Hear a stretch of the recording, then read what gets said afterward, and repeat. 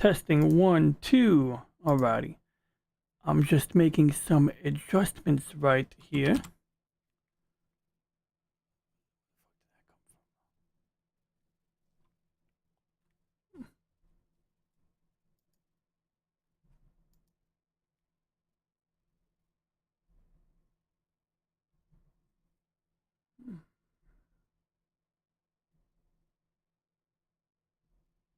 I totally did not cut myself while shaving and am totally not covering it up right now. But yeah, right now I was just exploring the restream settings.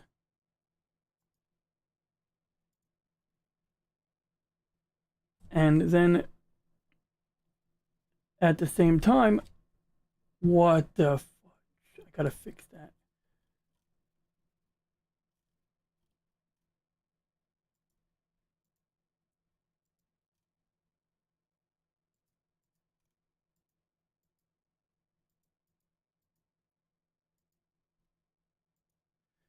So I was playing with my webcam settings, and there's clearly a bit left to be desired here. And basically what I was doing was I'm hiding my webcam. I got my webcam, my secondary webcam above me. So I just elevate it a little bit and it's in a pretty good spot. And so I generally don't stand over here. So it's not really a big deal if people see over here. But people can see over here, you know, I got a little bit of range of motion here.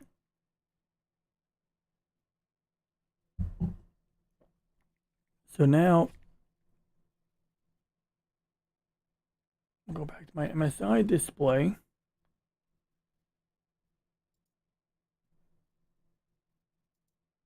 Okay, we have an active stream, it's running, and I want to see what resolution. Okay, it does claim it can run at 1080p 60 frames. So that's cool. Now over here, I'm trying to scan a negative, and I have this weird attachment on my scanner that lets me scan negatives. You know, it's a device that illuminates the film slides from behind. And so what we did was we told it that we're scanning from film because this is what instructs the scanner to illuminate the negative from above. Then we crop the preview a little bit. And then we tell it what resolution we want. So we usually want either 300 or 600 DPI. We can go a little higher. I think the scanner does up to 2400 DPI, or it might do 4800 DPI because the model of the scanner is ScanMaker 4800, but we'll do 1200 DPI for now. Okay, so we got it at 1200. We don't scale it, we don't do anything like that. We just go and make a file. Now, where does this file go? Well, if memory serves me right, it goes to this folder. So we can copy and paste the path. Sure, we can overwrite the low resolution copy of the file. And now this scan is making a little grinding noise. It's a very low frequency bass rumble because that's the stepper motor at work. It's raining outside, so I can't ride my bike today.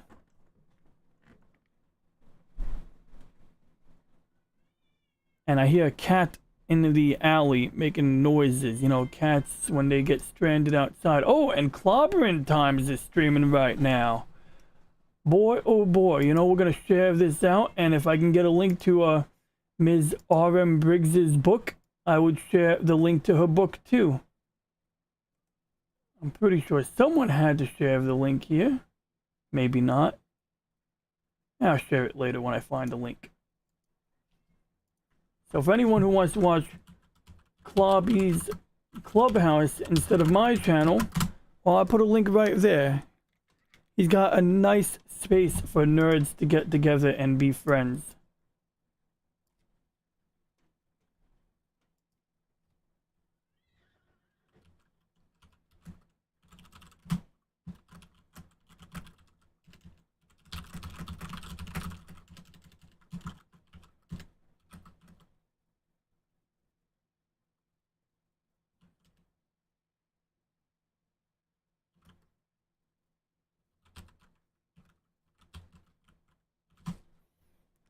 Alrighty. My scan. So if this came out like crap.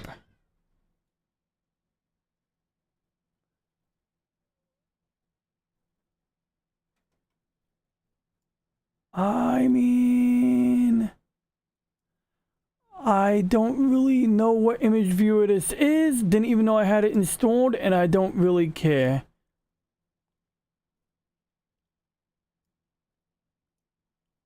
What I do know is that negative did not come out at all, looking at all remotely good. And I mean, I told it, I'm scanning a negative. So either the white balance on the illuminator is all screwed up, and there may actually be a way to recalibrate the scanning lid, the film scanning device.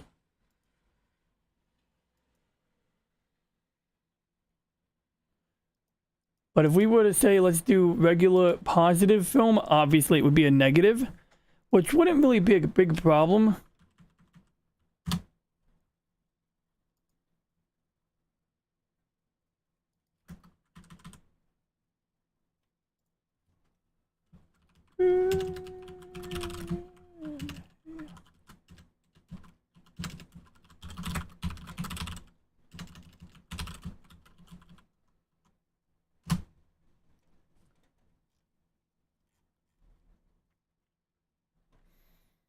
So that's interesting. I don't know why it came out like that. I mean, it's scanning a negative, so it's not like it's illuminating it the wrong way as far as I'm aware. Also, I don't remember installing this Logitech software. I think that's Logitech. I'm not really sure. But we can open it in Photoshop. I still haven't installed a new version of Photoshop on my computer. We're still running 7 on this machine in particular. So this, at least I can do like Control I. That's better. For whatever reason, when I relied on the software to do it, it wrecked it. Like, I don't know why, but it wrecked the image. Then we can just rotate it and take it from there. And so basically what this is telling me is to use a different method to scan my slides. You know, I mean, this is like atrocious. Now, granted, we're at, okay, that's 100% zoom. The original photo could be out of focus for all we know. And so what we might do is experiment. We could do auto levels, or we could do auto color. And, you know, it comes out better, but it's still a blurry, you know, mess. So, you know, not the proudest image I would ever have, you know, worked with. So let's fill up the desktop a little better.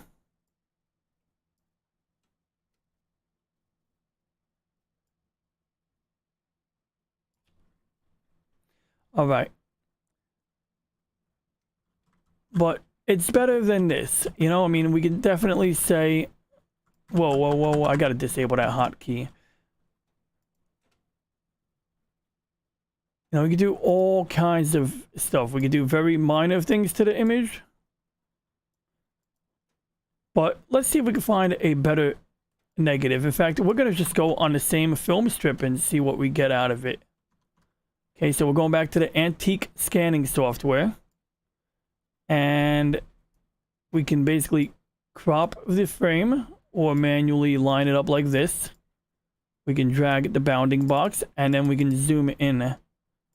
We then bring this to here. Now, this is more of a geometric shape than anything else, but I think it'll be a good test example for our purposes. And, well, same thing, we could pick even a higher resolution. It will take, we'll keep the same resolution, but we're going to try both. We're going to do positive and negative film. Now, obviously, you know, negative film is, you know, not going to really...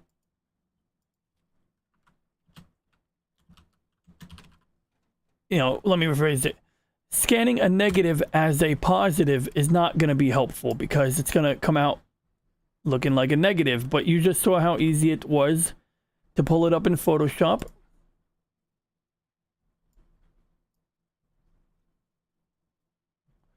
This is weird.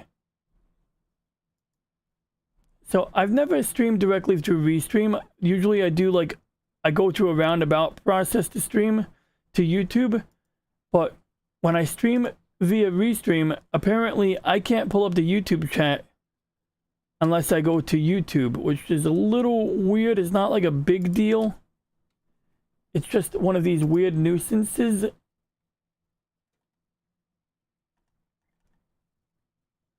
So what I'm going to do is I'm going to do pop out chat. Whoops. Because I want to be able to see the chat when somebody sends me a message. I want to see it. Okay, so now we need to find the positive image. Here it is. And I like, what the heck is this? What is this Logitech or IG software? I don't even know what program. I think it's called Image Glass. And I might have installed, oh yeah, I remember. I installed Image Glass a while ago because I was looking for a good image viewer where I could do like slideshows and all of that crap for like a live stream. And I think I ended up settling on a different application. But the theory is you could drag and drop or open multiple files and run through them, and if you have different formats like the TIFF format, you get a little flexibility there, but we'll explore that in a little while. Did I do this yet? Oh, okay, let's do that again. That was weird. All right, let's try it differently. We're gonna try open the what the, why is it doing that? What is going on there? All right, let's go back to the 1999 scanning software. Okay, from 2001. I'm going to say scan the file.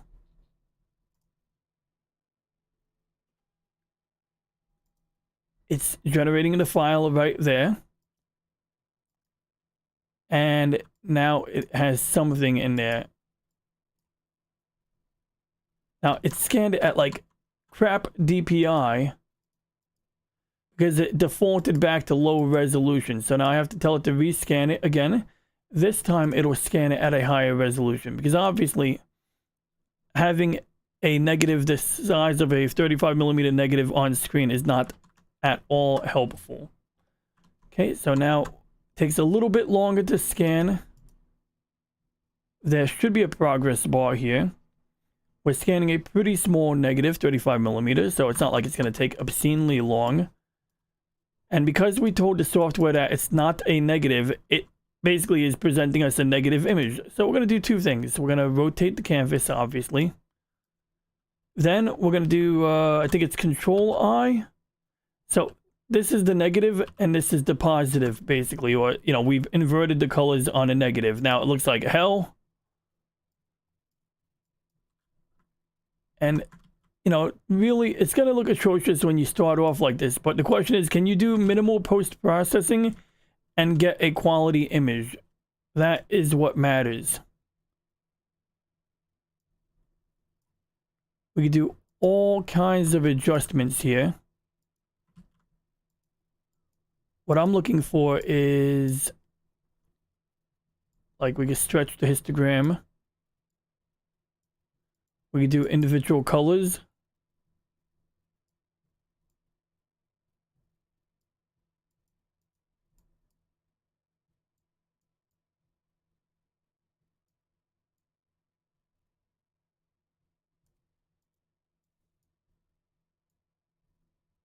That made a difference. Removing the excess blue overcast really helped.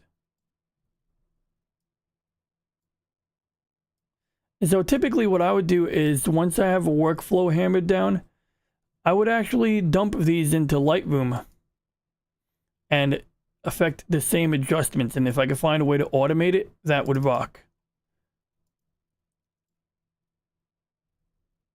And, you know, we're dealing with film grain and it's not entirely in focus.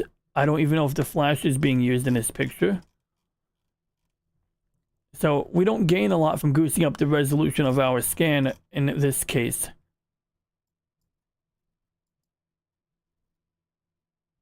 Now, normally, like I said, I would use Lightroom if I was dead serious about working with these right here, or something like Lightroom. So we're going to go back and see if we have a better image or a different image. And I'm not going to keep doing this for long because, oh wait, I should keep, I got an idea. So what we're going to do is we're going to scan this as a negative, because it is a negative. It's not a positive. This is a negative. So now it's scanning the entire scanner bed. It's presumably automatically inverting the color.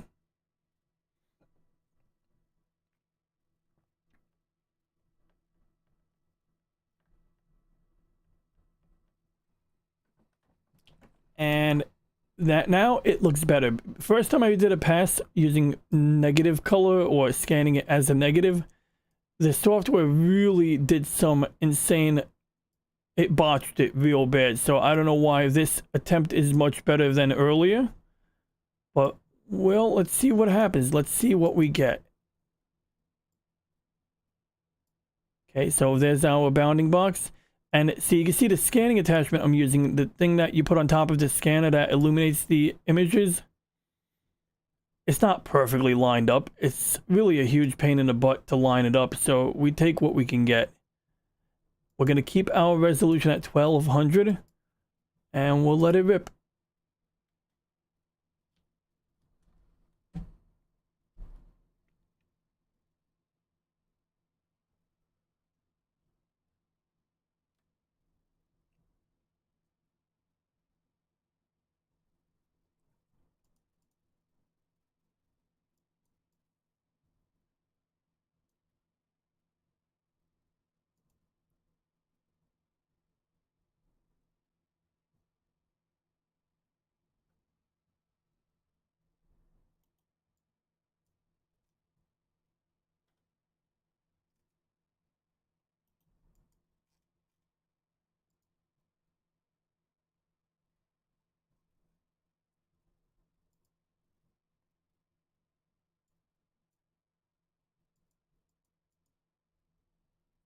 Yeah, this image was overexposed. I don't think this is a glitch with the lighting attachment on the scanner. I think it's just all messed up.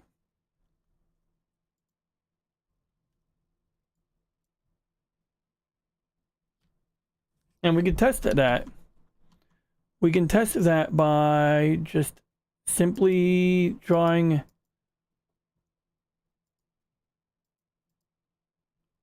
it as positive film. So I don't even know if I need to run the preview scan for that, but we're going to run it anyway.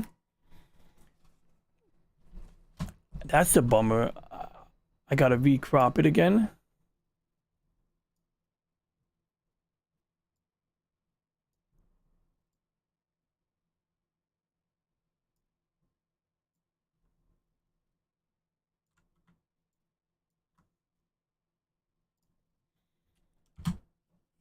Let's see what happens here.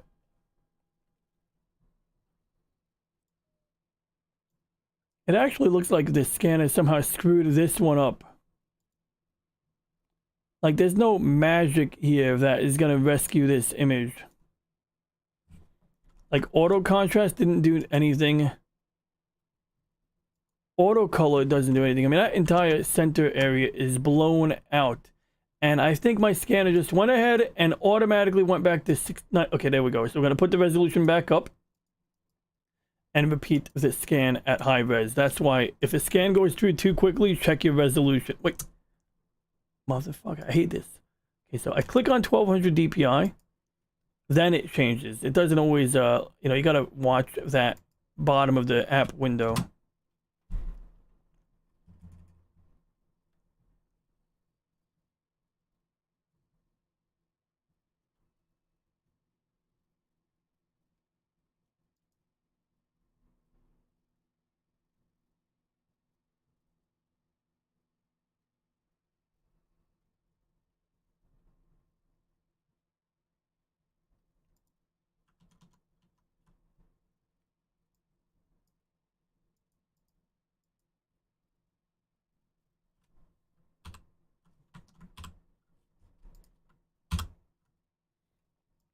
So somehow scanning a negative as a positive and then inverting it afterwards, it still don't look quite right in both examples, but we can make adjustments here. The question is the actual image overexposed? Well, I have a scan that I did earlier that didn't come out like hell. And it's that one right there. And so we can, you know, pan a little bit to kind of line it up better.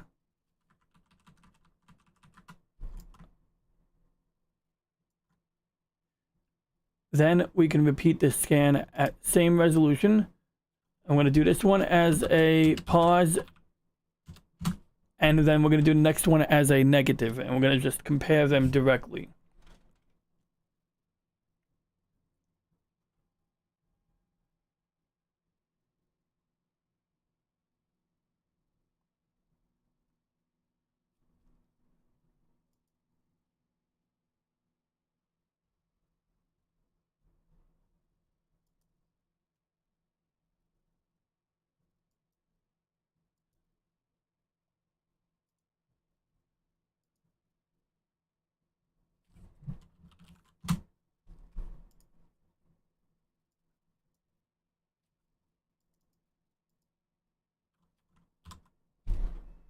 See, if this image came out differently, this is the adjacent or the negative that is next to the one we just scanned.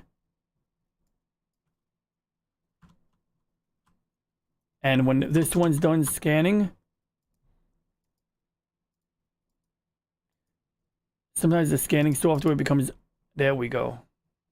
It finished scanning. Now we have this one here.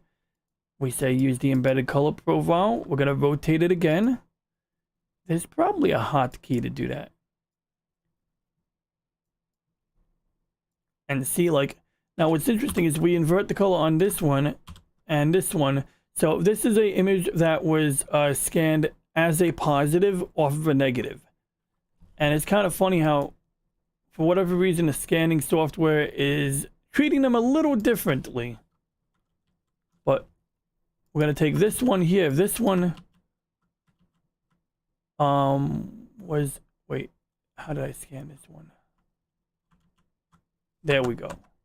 So this one looks better in its native form, I think. You know, I think we can color correct to address minor issues. And what I would do is maybe auto color or do auto levels. I mean, we try to throw the kitchen sink at it. Or we would go and manually adjust it. Once again, this is something you would do in Lightroom.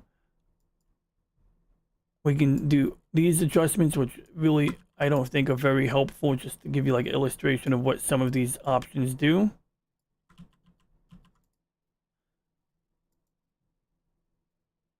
And if we do, you know, we got a lot of things going on here.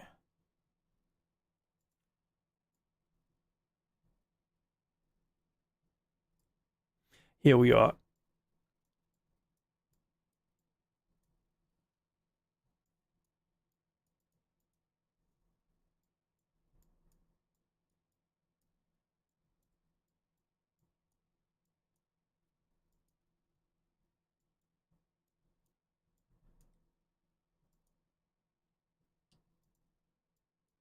Personally, what I found to be useful was playing with the levels. And you can, you know, stretch or unstretch your histogram.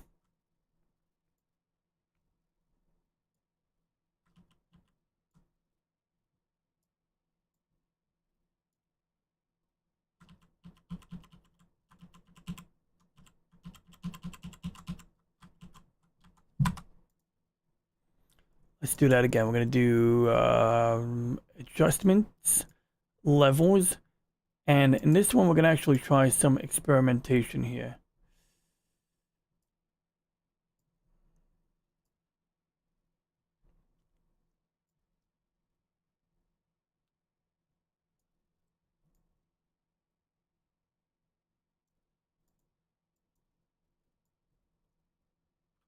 So you can see we took away some of the excess red. we're sort of eyeballing it, but you know, more or less you're just trying to color grade it or get the colors nailed down into something sane. But here's the question. Can we do a better job if we do this? Now there's actually two things going on here. We're using the slide scanner attachment on this scanner, but it has a really annoying caveat, and that caveat is that I think there's a application that comes with this scanner that is supposed to allow us to calibrate the attachment. So it might be in this configuration utility, it might be in the programs file folder, it might be in the settings menu here. I think there's like an advanced mode here too. I think there's like a option somewhere here. All right, that's advanced mode. See, I used to use this app as a kid, so I tended not to use the advanced mode for a multitude of reasons, most notably that my old computer back in the 90s did not have a high resolution screen, so it made no sense for me to have the pro mode available. But now, whoops, I wasn't showing my screen all that time. Yeah, so now we have the pro mode, and you can see on the left we see the scanner bed. Over here we have some zoom controls, and you can, you know, pan around the scanner bed if you zoom in on it. You could create a batch queue of some kind. And we can tell it, I guess, what format we want to use. I don't really know what this is doing here. We're going to just, we'll delete that one. White, black points, tone curve, brightness, contrast, color correction, filter, descreen. So we got a lot of random weird stuff going on in here. It's got 48-bit color, you know, all this weird stuff going on. So I guess we're going to do the preview scan or overview scan. So it's got an overview, a pre-scan, and then a scan too. So right now we're dealing with this attachment here. So this is what is allowing us to illuminate the slide. Normally a scanner has a light bulb on the bottom, or I should say a fluorescent light, you know, tube. And if you're scanning a comic book or something, you're going to scan it from the bottom. But when you're scanning film or negative as well, you got to do it a little differently. So what we usually do is we might remove the lid or simply wedge this attachment underneath the lid.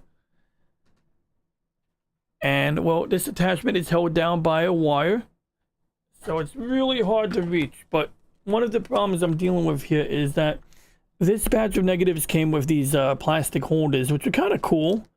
They protect the back of the slide from fingerprints, but they also throw off the lighting.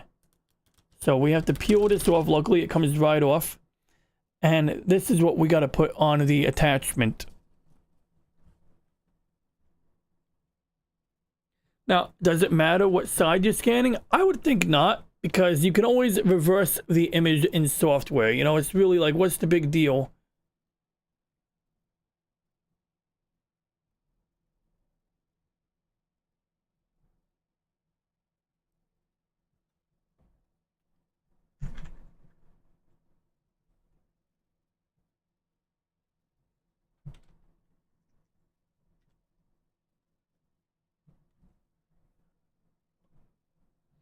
So we're loading the light, we're loading the attachment with the slide right now. Oh man, I think I'm getting a cold. Hope I don't get sick on Christmas. All right, there we go. And when I'm done scanning, I will show you what this attachment looks like, because it is a weird accessory in my opinion. It's one of the weirdest computer accessories I've ever owned. So now we're going to do our overview. I sometimes like to put the lid on top to block out light that's being scattered, but in this example, we didn't do that. We're just going to leave it opened to the elements. Somewhere in here, we got to tell the software we're actually scanning negative film. So we're going to redo the so-called overview again.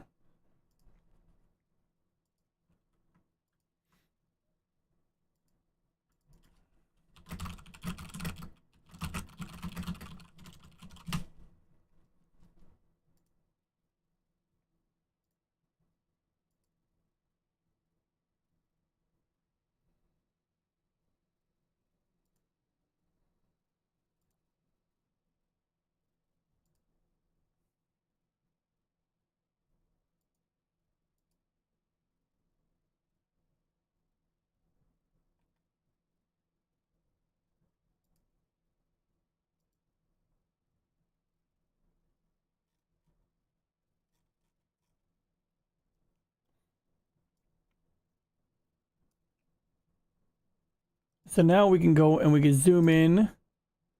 We can pan around somehow. I don't know actually how. I think you just use the scroll bar.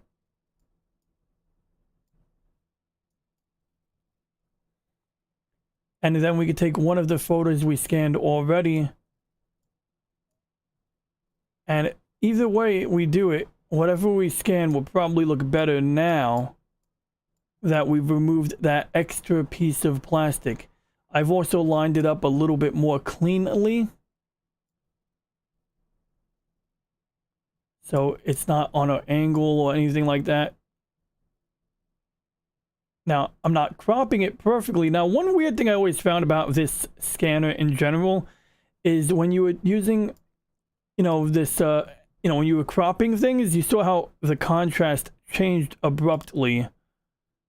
So I don't know if that's a feature or if that's just the way it works, like, I don't know if that affects the resulting scan, because in an ideal world, if you had to scan 100 different things at once, you might choose to put 10 different photos on the same scanner bed and do them in one shot. But the problem with doing it like that, well, you can imagine, not enough memory for the driver to work.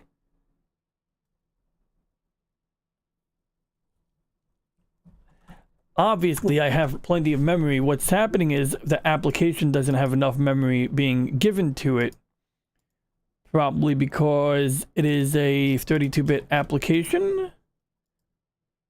Although it doesn't look like it beats the shit out of me. So that is annoying.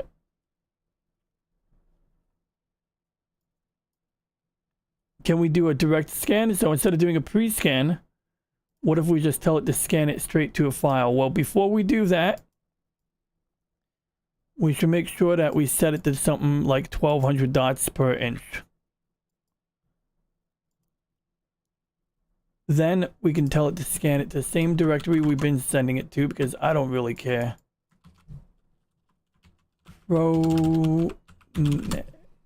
Alright, so now we're going to do 1200 dots per inch.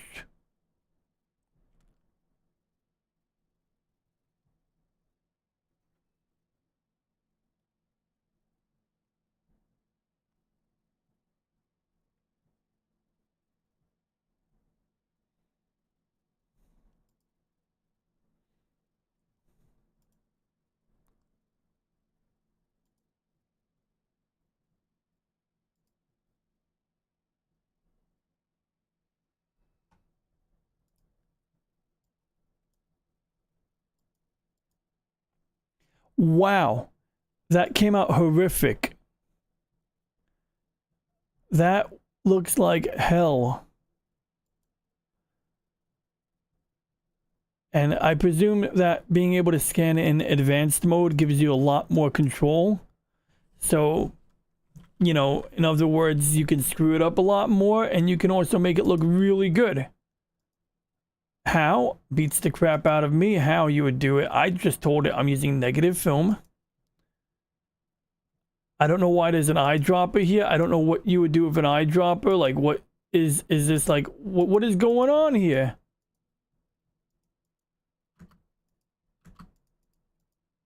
Like, what is this about? And you got some, preemptive color correction. Really what I want is just a good, clean, raw scan that I could bring into an application like Lightroom and, append changes without altering the original and export it to a good file.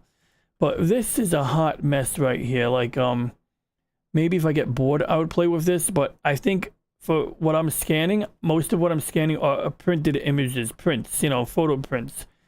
And as long as I'm scanning photo prints, I don't even know if I would do it in this application. I'd probably do it in the basic non-advanced mode.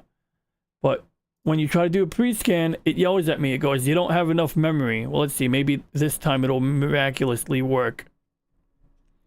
This time it looks like it doesn't mind doing it. Okay.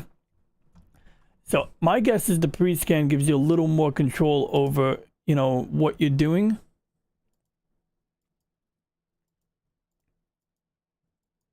You could do gamma. You could do contrast. You could do custom color wheel adjustment, I guess you would call it. I don't even know what you call it. That is weird. So we get like a tiny little thumbnail image here, and you got the left and you got the right, and you got to play with it until it looks the way you want. But it looks really like, you know,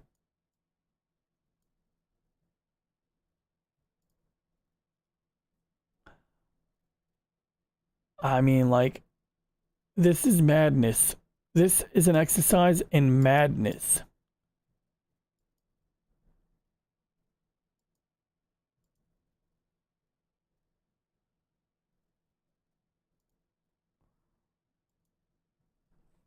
All right, I'm gonna give up on this in a minute because I don't really care. Like right now, like I just thought I'd see. I'm trying to find out, is it in my cards to buy a slide scanner? And I think it is. I think I have to buy a slide scanner because this is like 1999's answer to scanning slides and negatives, and there are better ways to do this. And I'm gonna demonstrate those right now. So if we even go to Amazon and we do like slide scanner, there is a surprising array of junk that probably does a better job. So forget about this because see, these usually don't do enough resolution, or they don't do the size of slides I need. So 35 millimeter, 126 and 110 negatives. Now 110, okay, we're getting close. Actually, I could do 70 millimeter, I presume. I could do different sizes. This has potential, although I have a feeling there's all kinds of weird caveats. So we could do 110, 126, 135, and 50 by 50. So I don't really know what to make of this, but I guarantee the resolution isn't that great. 22 megapixel is actually not that bad. But it says 13/22 megapixels, so it may be using a binning mode like a lot of astronomy cameras utilize.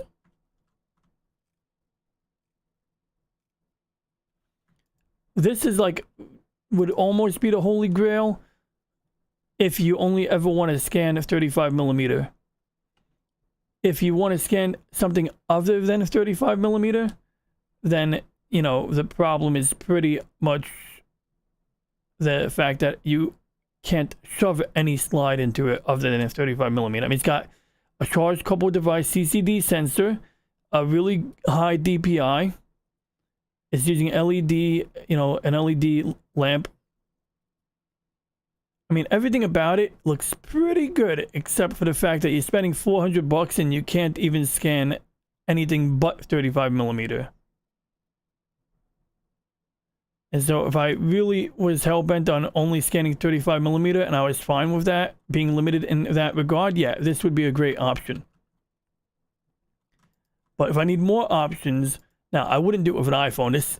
I just think this is stupid. I mean, come on. I don't care how good the camera on your phone is. I don't care if your phone has a scanning app. This is just stupid, in my opinion. It's adequate for a lot of people, perhaps, but I don't know. I think it's a big joke.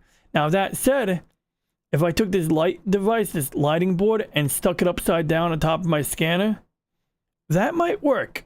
In fact, that's what we're going to try next. We're going to try something similar. I'm going to use a regular light bulb.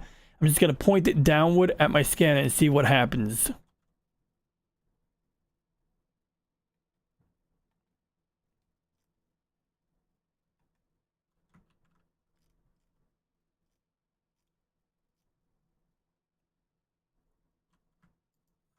See, this probably would do it. I think the lid literally has the illumination built into it, assuming that's not a document feeder. And we have all these different sizes here. You know, it's not as compact as that other product, but this is probably the holy grail overall when it comes to, you know, scanning slides and negatives of various sizes. This is where it's at. I'm going to bookmark it. I'm not buying it, though, because, you know, I mean, I'd rather buy more astronomy gear. In fact, that is another solution I discovered. So, well, I didn't discover it, but this is actually pretty cool. So, Epson seems to make among the better slide scanners out there, especially for, you know, multiple sizes. But there is an attachment, and some people do it in a DIY setting, but they do sell this. And it's basically like they come in different varieties, but the general idea is you put your slides in front of this LED illuminator and you point your SLR camera at it. Not really so much point your SLR at it, more importantly, you're attaching it to the front of your lens. That's like really the important thing. So in some examples, you see people using it with the camera detached from the unit. Like in this picture over here, you see somebody aiming at the thing, which seems kind of absurd to me. But in other examples, they're actually mounting it to the camera, and that makes a bit more sense. So this guy here, he basically went prosumer with it. He basically like built his own rig. At least it looks like he built the rig. And this makes sense. You know, you got your camera, you got the lens adapter, and you got the illuminator and the slide sitting right in front of your lens adapter. Only thing I don't like about this, and it's not really an issue of the design, because the design is as good as you can get for like most people. But the only thing I would prefer is something that ran at prime focus, something that projected the image directly onto the image sensor. That would be ideal. And so, like, we might be able to say slide scanner using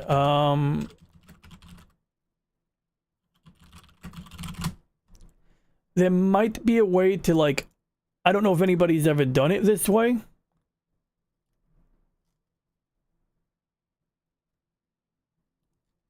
Okay, so it's not like that. All right.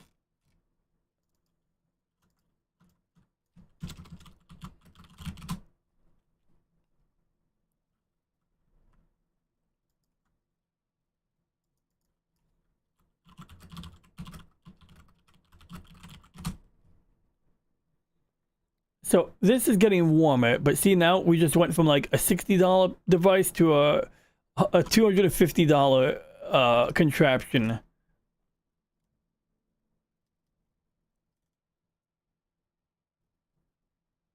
Here's another one. This is like an actual, this looks like an actual Nikon device. This is actually a device produced by Nikon.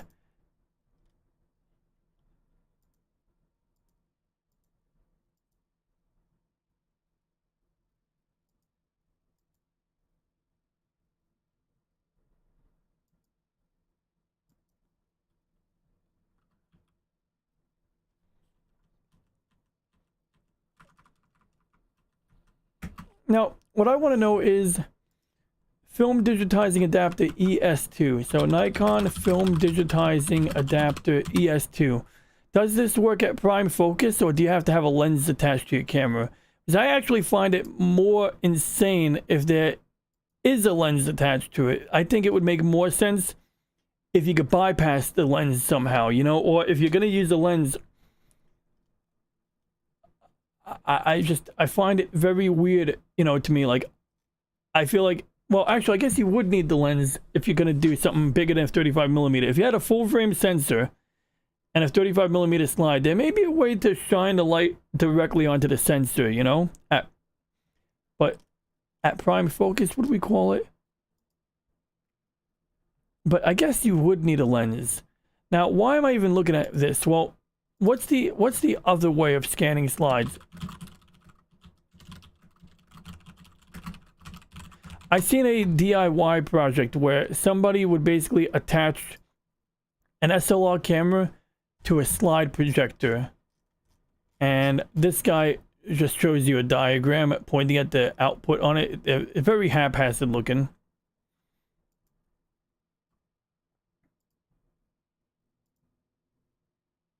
So this guy's building a wooden jig, and they're attaching the SLR lens. So this is like another method. I've seen methods where they modify the projector to run on LEDs, and then, you know, you shine light straight onto the image sensor.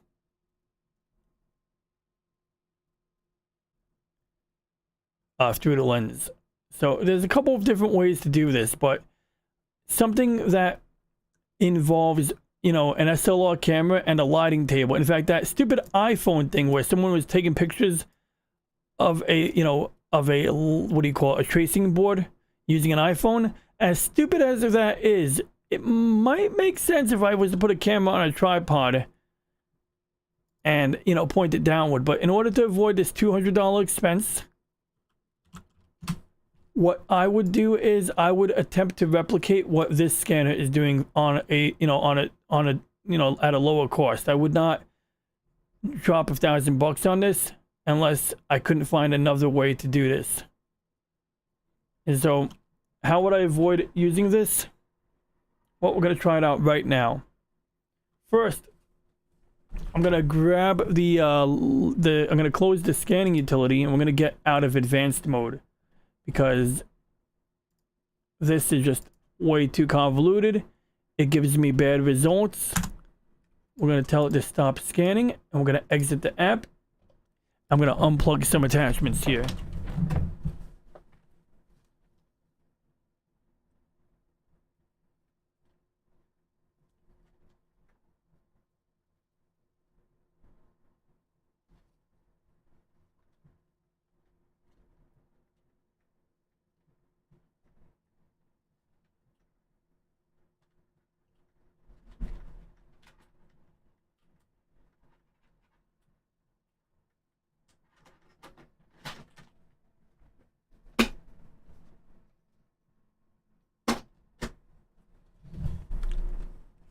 This is how this works. So this is the LightLid 35. It's a 35mm slide attachment. You plug it into the back of the scanner using what looks like an old style game port or MIDI port, and you put your negatives on here. It seems logical, but you know, like you saw just now, we got pretty bad results from it. Now that said, I was able to get somewhat decent results using the basic, you know, UI, the basic settings, the basic control panel for the scanning utility. But you would still need to do a lot of post-processing in some application like Photoshop or Lightroom, and I would say Lightroom would be the way to do it. Also, I looked into buying a program called ViewScan that would let me scan this into a RAW.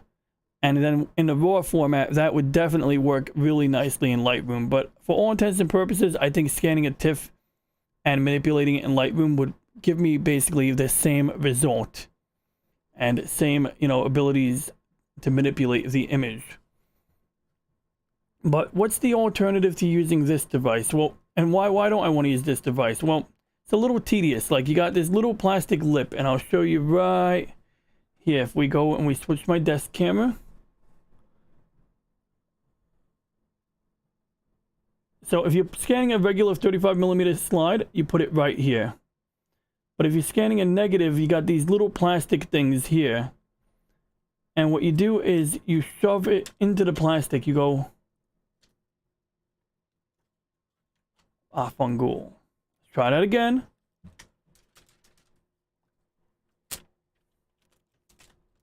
It's getting stuck to the adhesive. All right. And it's a little tricky to do it on camera, but we're going to do it on camera anyway. So you can see the plastic little slidey thing. See, I can wedge it underneath the plastic. Well, there it is. Now it's under the plastic, right? And you got to do that on both sides. And so I'm not going to do it on camera. I'm going to just do it. All right, there it is. So you can see, you wedge it underneath the plastic here and here, and it holds itself pretty well. It does hold itself in place. So, I mean, that's fine. But there's an extra setting or utility that comes with the scanner to calibrate this. And I don't know if it's absolutely necessary. I suspect if I was to scan white light coming off of this, I could make my own calibration routine, or I could, you know, make my own calibration image. But I couldn't find the auto calibration tool. I mean, I would like to use the automatic calibration tool. If I could type the word calibration into my start menu, or we can go into the program file folder. So if I go here and I type right click here and I say open file location, and then we say, hey, what folder is it in? It's going to say C:\program files scan wizard 5. And we can also open up the scanner configuration utility.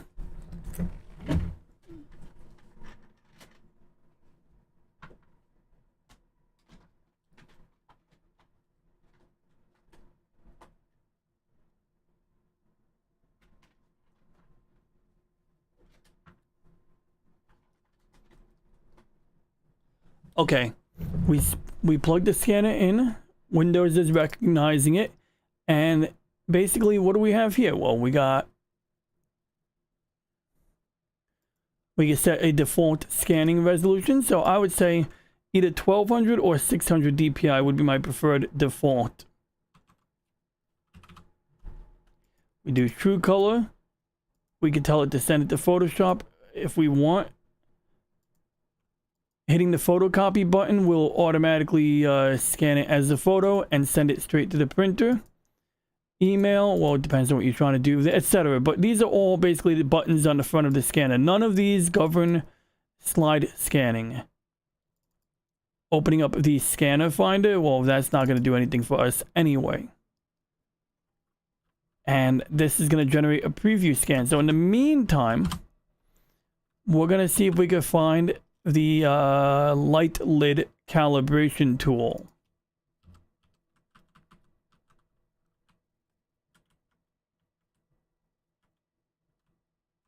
There's a DLL file for both scanning negatives and positive slides. This may not be of any use. That's just the configuration utility we were playing with a minute ago, I believe.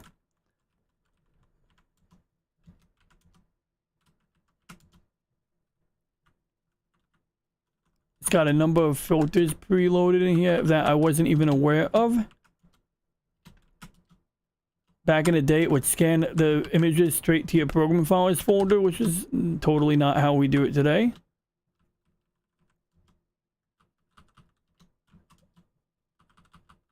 So yeah, very, very, very, very weird. So I don't know where the scanner, I don't know what a calibration tool is. It's not here. But I vaguely remember using this utility a long time ago to calibrate the attachment. But what we are going to do is we're going to bypass this here. We're going to bypass using this accessory here. And we're going to go straight to scanning it using a light bulb. So I have a chrome dome lamp above my desk. And I'm going to just shine the light on it. And we're going to do a scan. So to do that, we're going to tell it we're doing negative film at 1200 DPIs.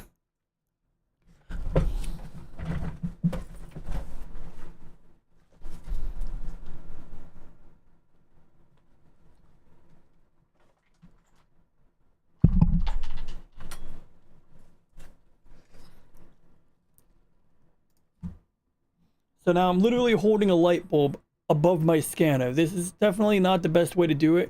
You would probably want to put something like wax paper or parchment paper, something to diffuse the, harsh light. But it would be quite interesting if this generated better results than, the dedicated slide scanning attachment. All right, so that is very bizarre. If I'm looking at this correctly, the light is too intense. So we're going to actually do it from an angle.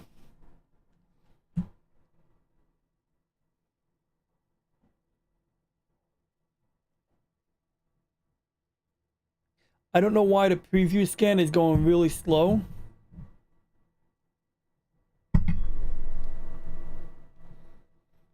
I think I'm going to have to look at those default settings that I adjusted recently.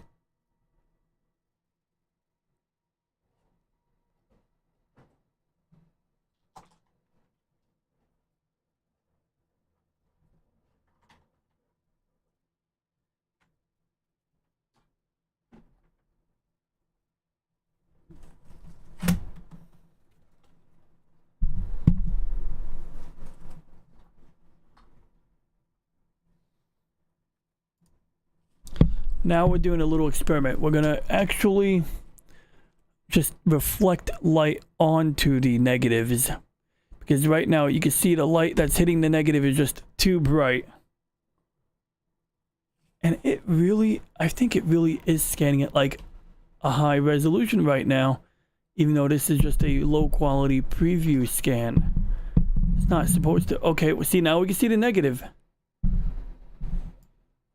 So let's say we crop part of the negative.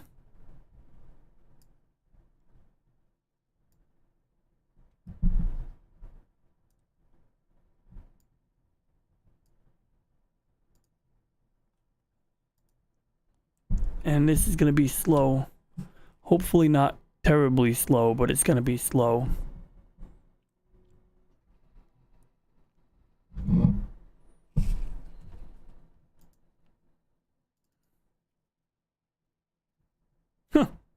It looked like hell.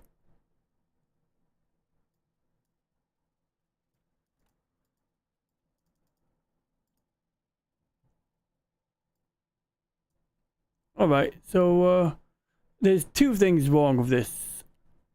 Number one, it scanned it at 9600 DPI when I wanted to scan it at 1200 DPI.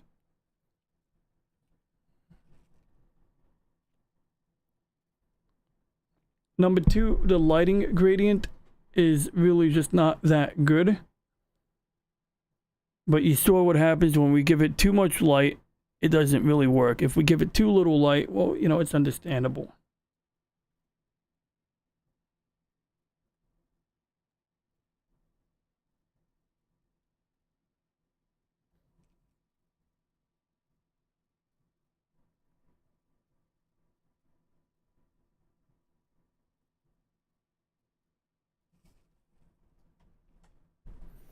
All right, it's crawling along because I told it to scan a pretty wide area. All right, almost done.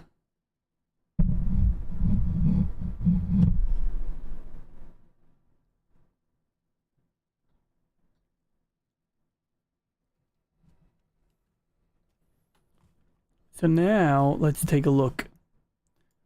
All right, that looks like a disaster too. It's a higher resolution disaster.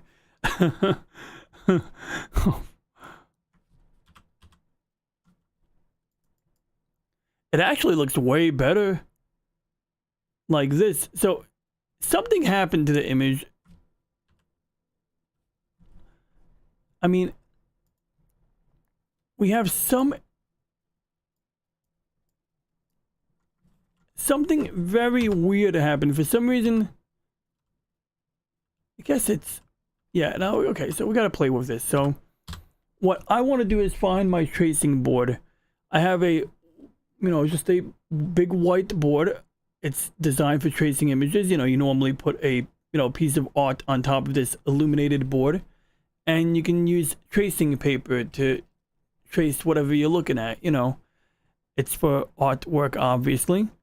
And I've used it on my telescope to calibrate the image sensor when I want to do a flat field calibration. And so what I want to do is take that tracing board and put it on top of this scanner. It should provide roughly the same amount of illumination as the slide scanning attachment we used earlier, except that it can scan a wider area, thereby allowing us to, make, scans of larger materials, larger transparencies, like one of those Epson scanners can do. And then from there we can sort it out, maybe put like a black construction paper mask over the edges to cover up the parts we don't want to illuminate. So that's the rough game plan, but we're going to move on from that and do something else.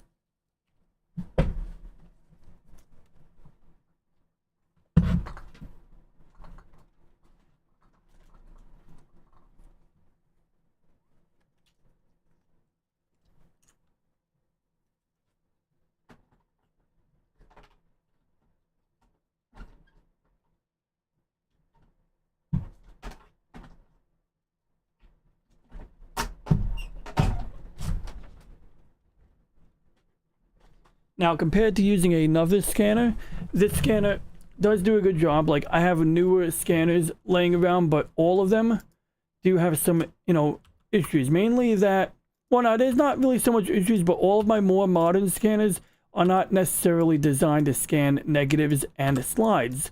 And so we can't really count on them to, you know, like do a top-notch job on that sort of thing. Like, we might be able to supply our own lighting source to them, and it might work. Or it might give us a really hard time. So what I'm doing is I'm putting this negative back on its original adhesive material.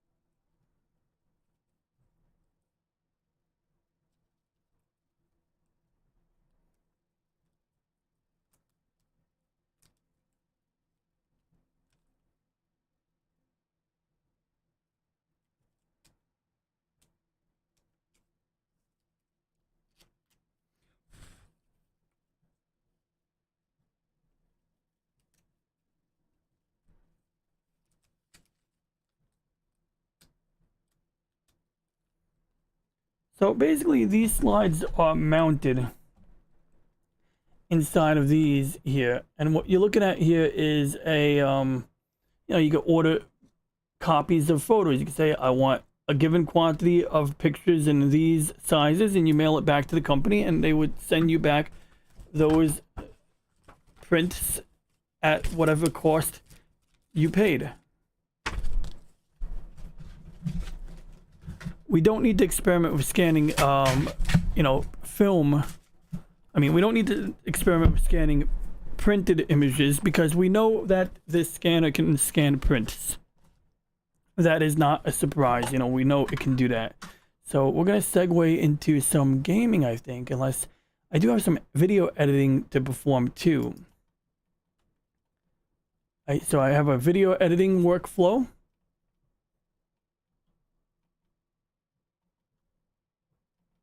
And a gaming workflow. So we got some options here. I might want to create a Twitch account. Maybe not tonight, but I do want to create one. And I'm watching... Oh, that is so cool. Very cool.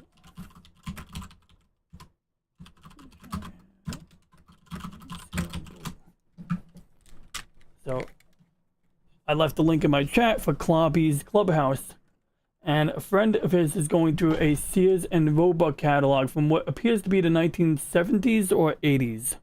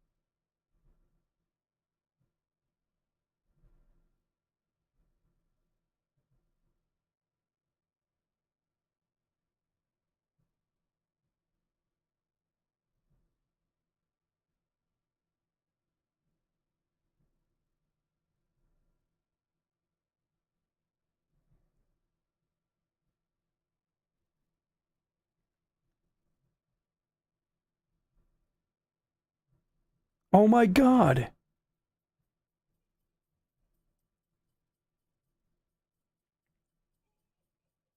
The Aquabats just uploaded a new music video for Christmas. It's almost insane that these guys still exist.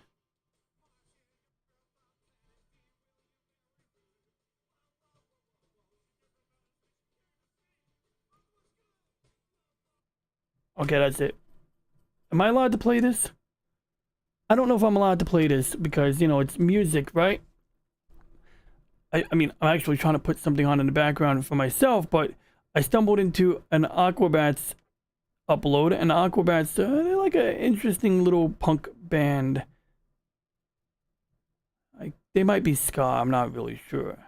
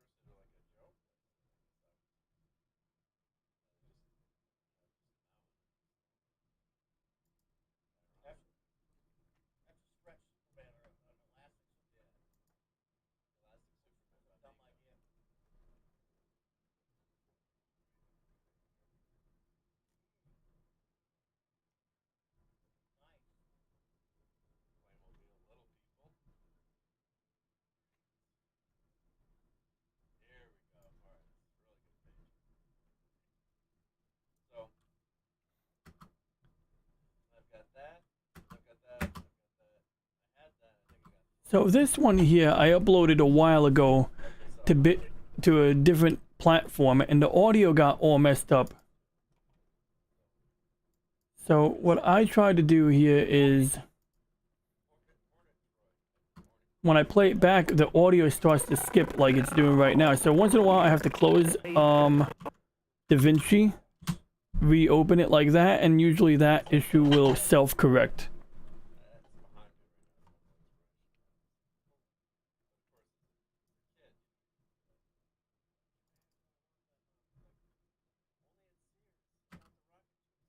Safe at home.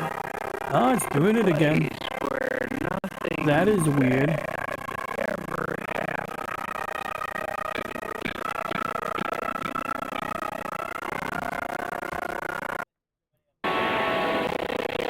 And I don't know if it's like a matter of rendering in place.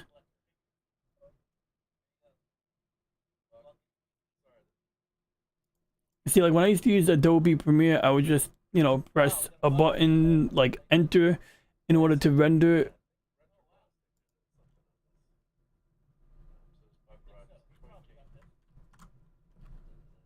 I don't know if generating optimized media will be of use.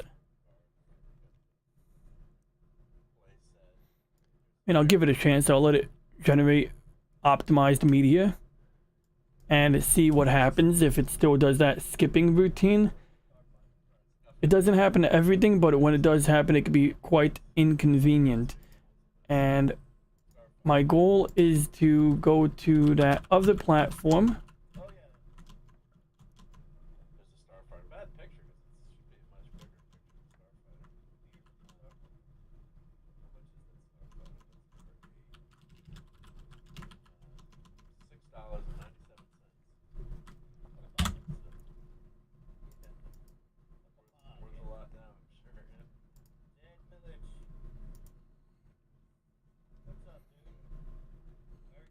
So if I play this video file,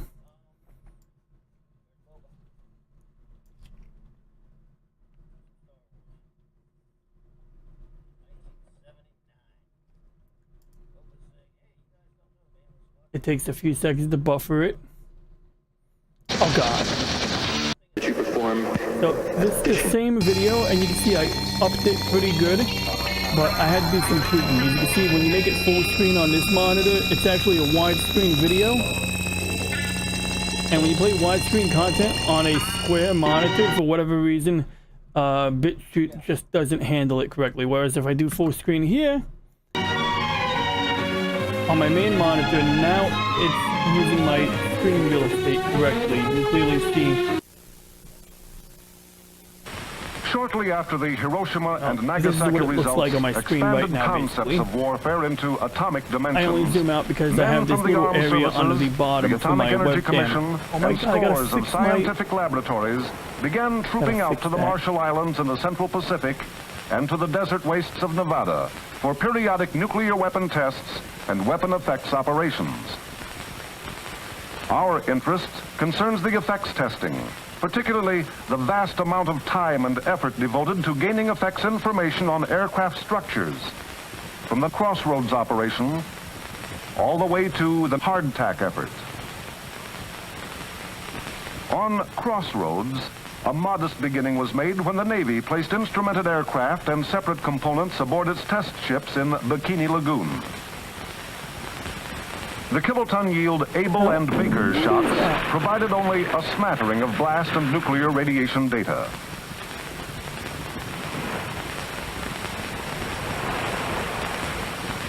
Man, I hate when that happens. 1950, Operation Greenhouse. I'm gonna have to Eniwetok Atoll. redo my video. Besides instrumented in the corner aircraft here components set out on the islands in the vicinity of way several OBS kiloton-size works. bursts, instrumented drones skirted the burst area to gather blast and What thermal misery. data. While preparations were made for the next test operation, the Massachusetts Institute of Technology utilized the Crossroads and Greenhouse findings to begin developing the concept on which the current SAC effects doctrine is based.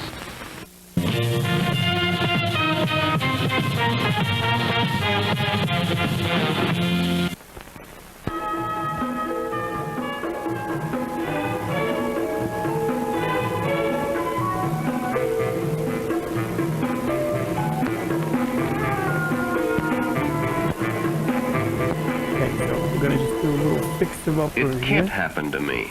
That's what you said, wasn't it, Bill? But it can and just did, and you're not quite sure why. Let's see if we can find out. Too many minutes ago, that young woman and her child were happy and healthy. Now their young bodies are crushed and racked with pain. Maybe they'll live and maybe they'll die. But one thing's sure, the next few minutes, hours, or maybe days, their lives will hang in the balance. And you'll have to live out those minutes, hours, and days knowing you were responsible. The police will measure out the skid marks, determine where you applied the brakes, give you a sobriety test, and it will all go into a report that will be reviewed in court. Maybe you'll be found guilty. Maybe you won't. But you'll never outlive the memory of waiting. Waiting to find out if the mother and daughter will live or die. Then the police are at you with questions. Where had you been? Had you been drinking? Would you submit to a sobriety test? Sure, why not? After all, you'd only had a few beers. You're not drunk. Of course you're not drunk. Not in the common sense. Never.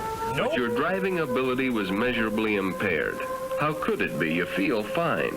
But what you didn't know was that it only takes a few beers to take the keen edge off your driving performance and slow So audio is fine. Picture is an improvement from before. your reaction time. You see, alcohol is not a stimulant. It's a sedative, a depressant. Oh, sure, the first few drinks make you feel more This alive video and has been compressed responsive. so many but times. actually, as the alcohol enters the bloodstream, it slows down normal operation of the heart and nerve centers and depresses the inhibitory mechanisms of the brain. It removes inhibitions and social restraints. This is what gives us the feeling of stimulation. You have more assurance, but less self-control. And this is when the danger begins. You get a Superman complex behind the wheel at the very time when your driving skill and mental outlook have been seriously damaged. When ethyl alcohol, which is the foundation of all liquor, enters the circulatory system through the stomach, it's oxidized by the liver and turned into heat energy in the form of calories. Unfortunately, the liver can only process about 3/8 of an ounce of alcohol per hour. That's about the amount in 3/4 of a shot glass of whiskey or a short beer. When more alcohol is taken, the liver is unable to process it, and it passes into the bloodstream and is carried to all parts of the body. As the percentage of alcohol begins to build up in the bloodstream, the first part of your nervous system to be affected is your judgment center, located in the frontal lobe of the brain. This is the area of the brain that determines right from wrong. The alcohol works as an anesthetic, and we adopt a "I don't care" or "sure I can make it" attitude. We contemplate stupid things like passing on a curve or a hill. We become easily exasperated by the driver we feel isn't going fast enough, and we take chances we wouldn't ordinarily take to pass him. True enough, we're not drunk, at least not legally drunk. By that we mean our blood alcohol content is still below the 0.15% considered by law to be legally intoxicated. But those few beers we had can reduce our driving ability as much as 25 to 40%. A report by the American Medical Association clearly showed that 2 shots of 100 proof whiskey or 2 12-ounce bottles of beer can inject a dangerous amount of alcohol into our system if we're driving. Okay, so that skips. Alibi. It's still skipping. This is maddening. Recognizing the many I feel like it's stuck in like slow motion mode or some crazy shit. But we're gonna save the document. We're gonna exit DaVinci Resolve. We're gonna just say DaVinci Resolve, timeline, audio, skipping, whatever, slow motion. If you're experiencing audio stuttering or choppy audio playback in DaVinci Resolve 17, Yeah, that's exactly what I'm encountering. here's a quick fix that I found. You have to go to the master settings by clicking on the gear icon in the right hand corner of the screen, and then you have to make sure that your timeline frame rate actually matches your That might original be the video's issue. frame rate. Can you still use your iPhone 11 in 2021?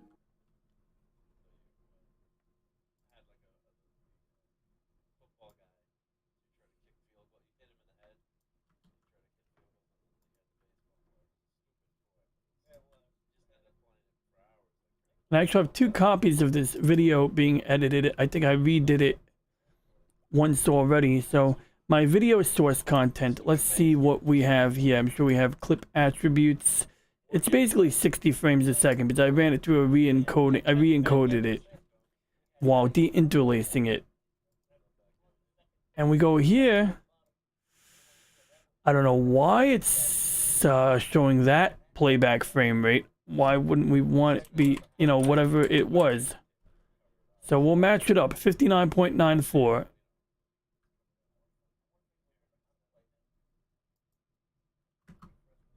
Okay, that Fire worked. danger. That was helpful. His problem is complicated by simple ignorance. However careless adults may be, they can't plead ignorance. They know that fires are dangerous.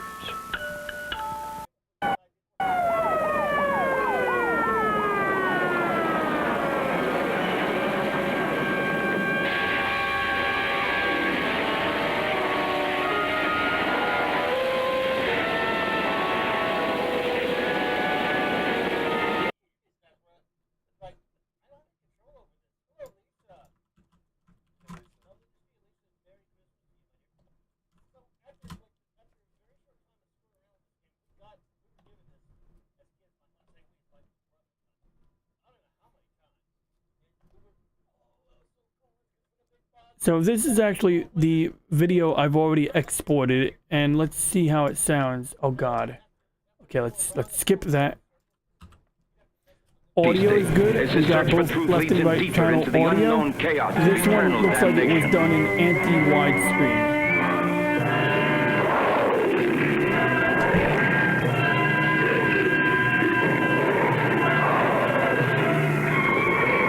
This was done in widescreen. I belong to the devil, Paris.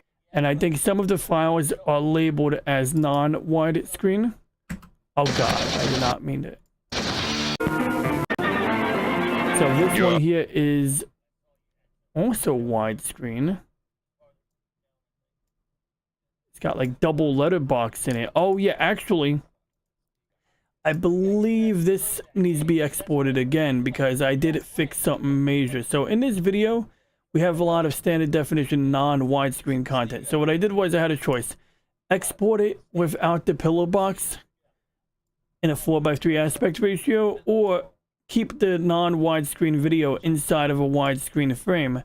So I had another idea, and it may be visible in this recording here somewhere. There it is. We did it. Okay. So this one is an improvement upon the file that's been uploaded to BitChute, because we now have, you know, we have these widescreen sequences here. So what I did was, in fact, there's one right there, I think. Okay, so let's see. We're going to play it back and see what we get.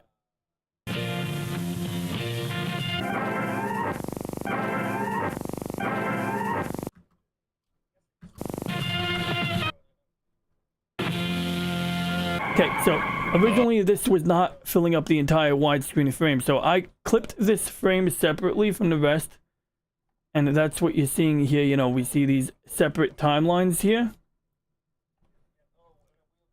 and then I used the zoom feature on the right side of the DaVinci window over here. So we basically just brought it up to 1.4 times zoom, and that's, you know, all throughout this sequence. And then when it cuts to the Beavis and Butthead impersonators, we zoom out again, and then it zooms back in. So just to verify I did it correctly, we're gonna walk it. Okay, so here's an issue right here. We need to fix that, because I see what I intended.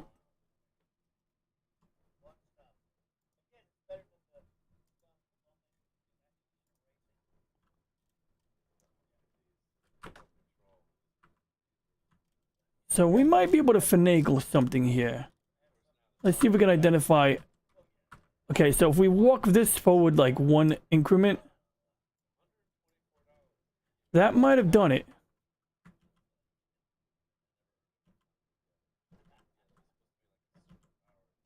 So what I actually intended to do was only do the like left side here, like that. Then take this and expand it. But it looks like you could drag them together as well. Either way, the result is the same. And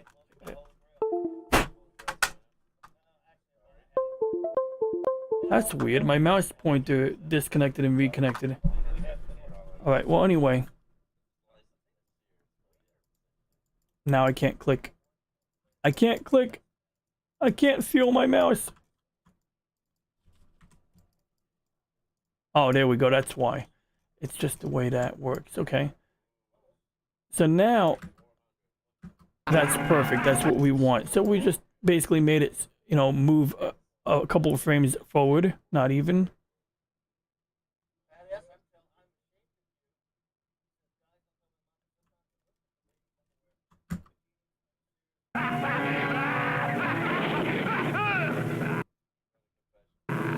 Perfect. It cuts back to this. We pretty much cut it precisely. Then it zooms in again.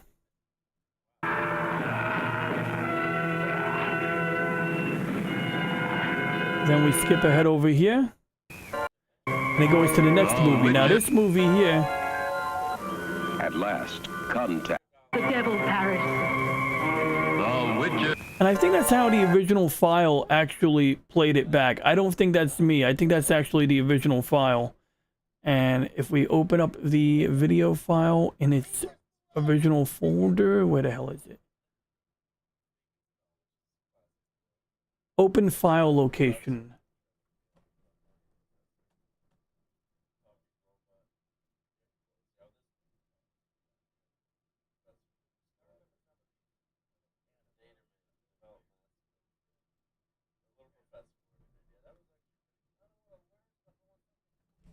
I know there's an option in here somewhere to open up the folder, but I can't see it for the life of me.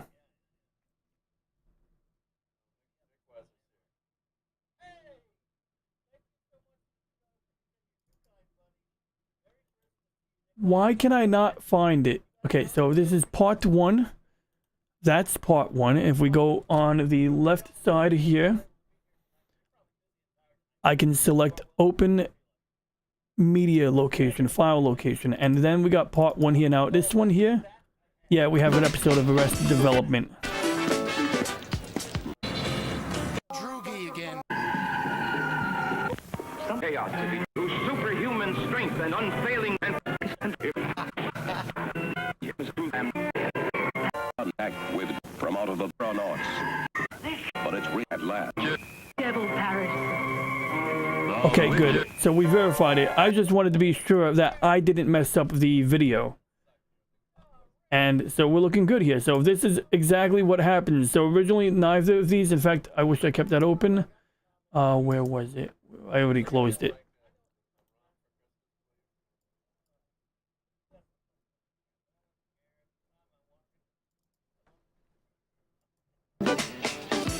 It's 10 Right now on Fox 5 News at 10. How a sore tooth could have changed everything the day the ferry crashed. Oh yeah, I remember that. I went to night school back then when that happened.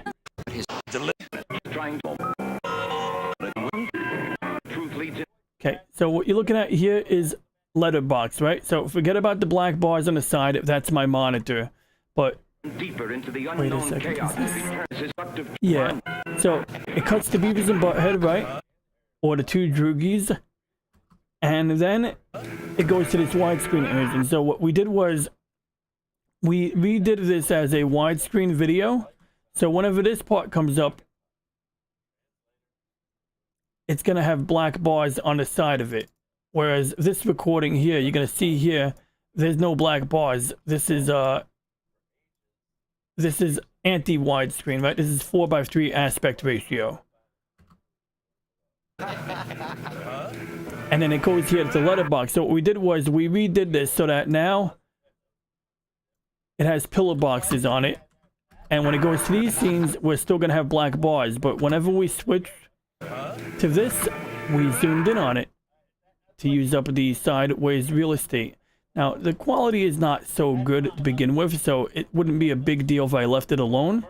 But I figured I'd add this little touch. And in between this video and the space movie, you can see we have two different aspect ratios. Very similar, but different. And so we were able to zoom in a little bit, but not completely. Then it cuts to, whoops, and I actually didn't finish. This is like a few days ago. In fact, I see what I did here.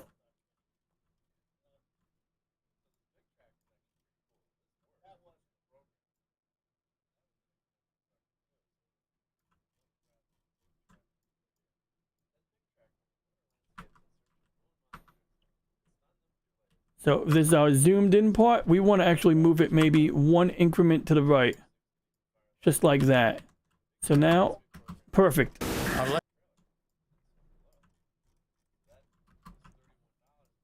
Unless we find Caves like unless we find some better movies. Hey, good. That's exactly what we want out of it.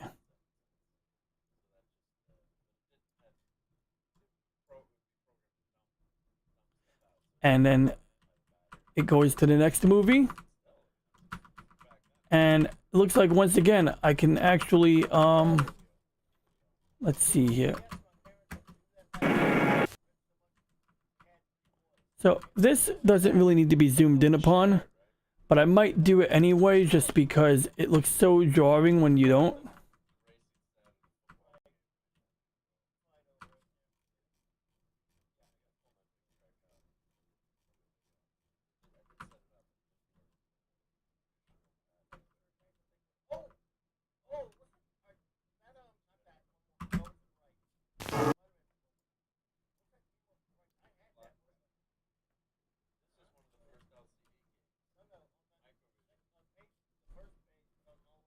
It almost looks like an editing mishap.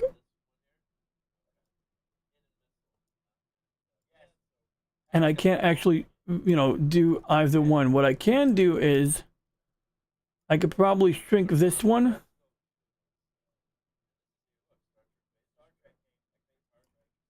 But I can't expand this one. This one here is at, oh wait, actually we could do that.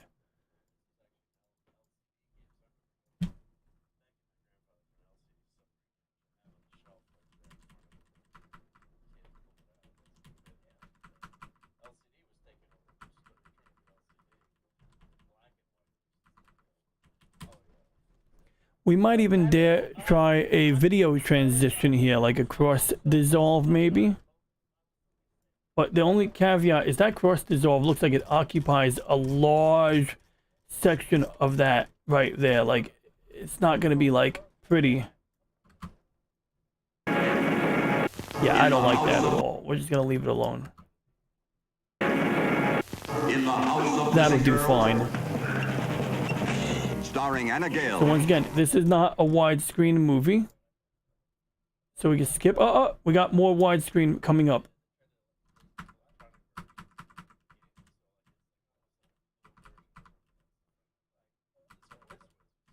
Oh yeah, this is good. Now, somewhere during this, you know, during my last stream, I ran into some, I actually got a copyright thing. It muted the audio automatically for like a minute. Hey, what's up, Orville Nation? It's good to see you, PJ. I think I missed you in the chat already, but if you're still watching, it's good to see you, and I hope Mr. Orville Nation has a Merry Christmas. And because PJ was kind enough to drop in, and he does good content, I'm going to look up his channel right now so that people can get a link to Orville Nation. I never commented on that Stargate video because I had so many thoughts about it. I was like, kind of like, you know, you know, it was the morning before work and I was going to be late for work if I started typing on my phone. So I kept it myself. But he did a video on Orville Nation here. And let me see if I'm zoomed in here.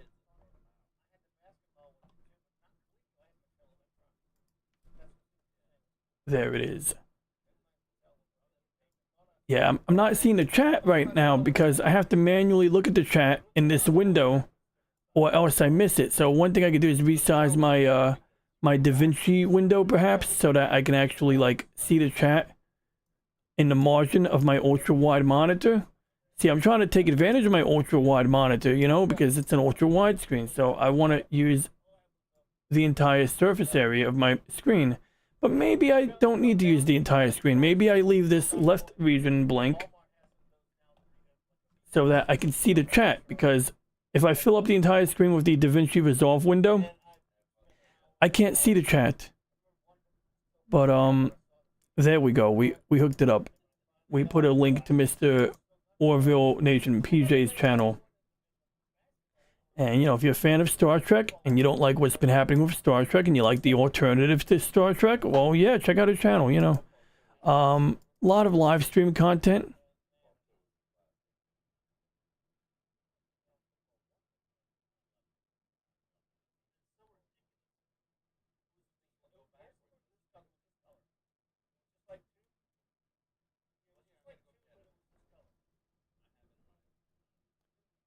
Healing for Trekkies. Oh, this is cool. This stream is about this Game Boy game. It's a new Game Boy game. And is my screen showing? Yeah.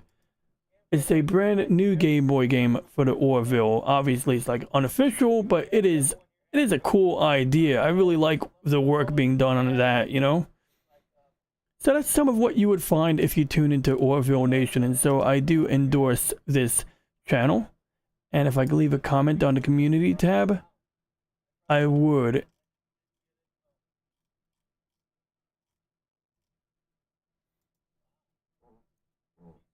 I hope nobody heard me fart.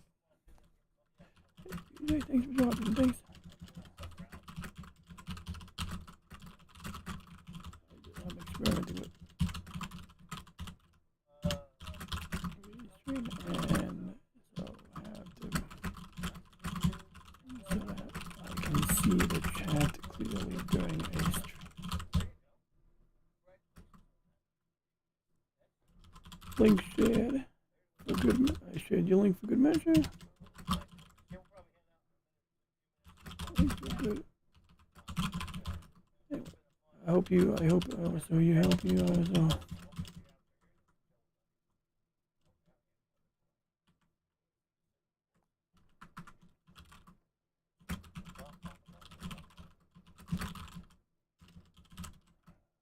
See the chat as I normally do. Hope you have and have a Merry Christmas.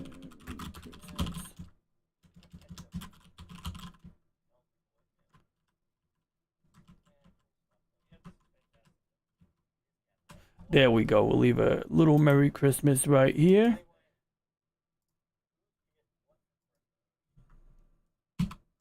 Now, getting back to work here. So yeah, this Kung Fu movie might have caused me to get like a copyright claim, or not a claim, but one of those. So good news. Okay, good. So it's a clean cut.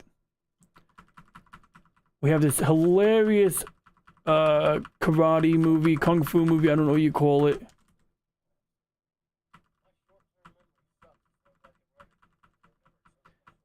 And it looks like the two guys sitting on the lawn chairs. Oh, there we are. So, yeah, it cuts to these guys, right? So, this is like the non-widescreen. This is the widescreen. So, we're going to zoom in on this. And it looks like 1.4 times is exactly what we want. Then it cuts to this guy doing this, which I'm not going to comment on that. Obviously, it's very, very, you know, yeah, I'm not even going to comment on that. This is for historical preservation, okay? This is why I copied these VHS tapes. So that man is dead. May he rest in peace. These guys are like Beavis and Butthead mixed with Mystery Science Theater 3000. That's what we're watching, basically.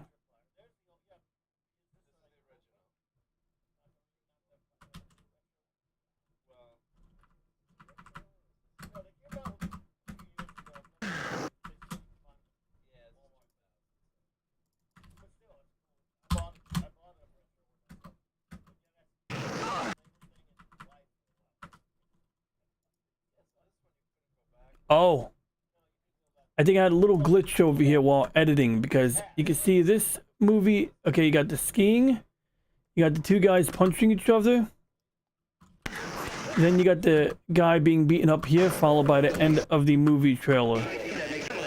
But for some reason, actually no, this is fine. We just gotta zoom in at 1.4x. I think the real problem was these two cowboy movies here, right?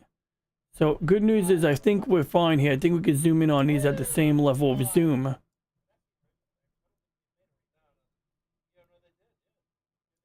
then it cuts to a different movie. So we could do 1.4x.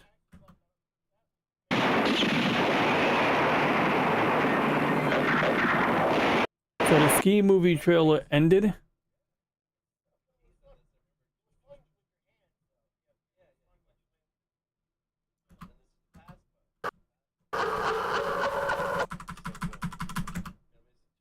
Venantia Birkenstowe. Would you care to elaborate relationship? You must.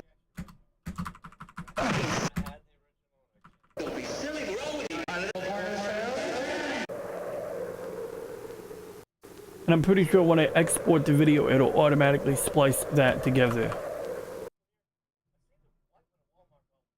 Okay, so we got the same zoom level here. Shit. I lost it. There it is. So this movie's about cockfighting, I think.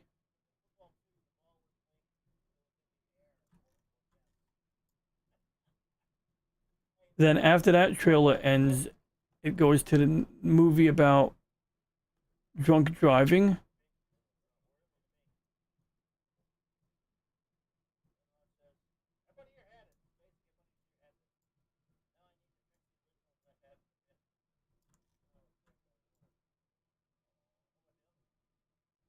Okay, this is an amazing movie trailer here.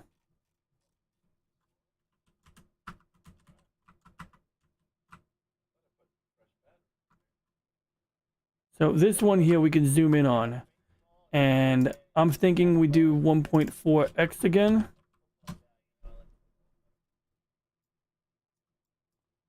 That's weird.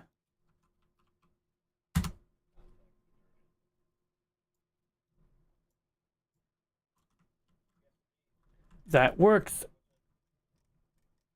Then we'll zoom out. So we're getting a nice widescreen kung fu movie instead of getting the pillar box. So when I upload it to the other platform, it'll look pretty decent. Then once again, this is obviously anti-widescreen. This one's about setting the house on fire.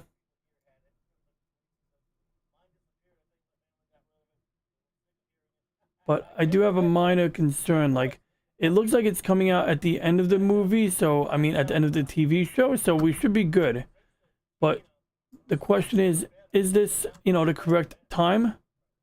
Well, it says it's running 2 hours. So weird thing is the video starts at 1 hour. So this is correct. I think we're fine here. But what I was worried about was we had the drunk driving video earlier here. So we had the, we had this random alien movie. We had some fighting. We had the, drunk driving movie here. Then after the drunk driving movie, you had one of the, Marshall, wait a second. Here we are. Because I'm worried that I made a mistake while editing that I need to address. Okay, so this is about another man's family.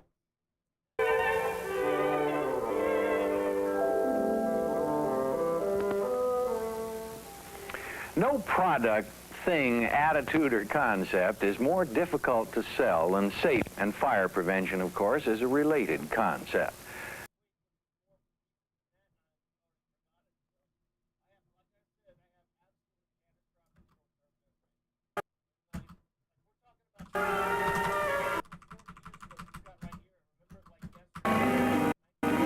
Free on the loose, fire is incredibly swift. It can run, climb, leap. It can even fly. Buildings are often gutted in. She almost made it too because they found her. Okay, we're looking good. This is ready to export. So basically, what did I do? Well, I zoomed in on all of the widescreen segments. That's basically all I did. I zoomed in on all of the widescreen segments. Wait. That's the widescreen. Where did that go?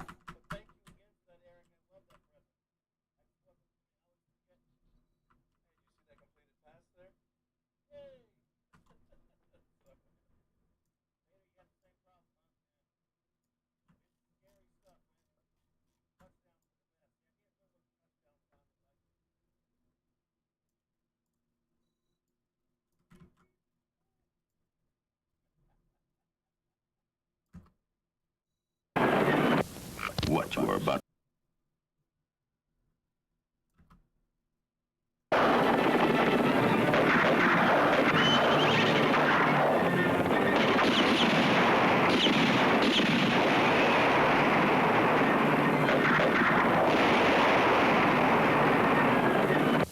What you are about to see is illegal in 47 states. Chicken. I'll take 25 to 30. I'll take it. You're on. I'll take 25 to 30. 25 to 30. Okay, so how do we do this? Well, at the bottom of the DaVinci Resolve screen, we have this little rocket. That is our export button.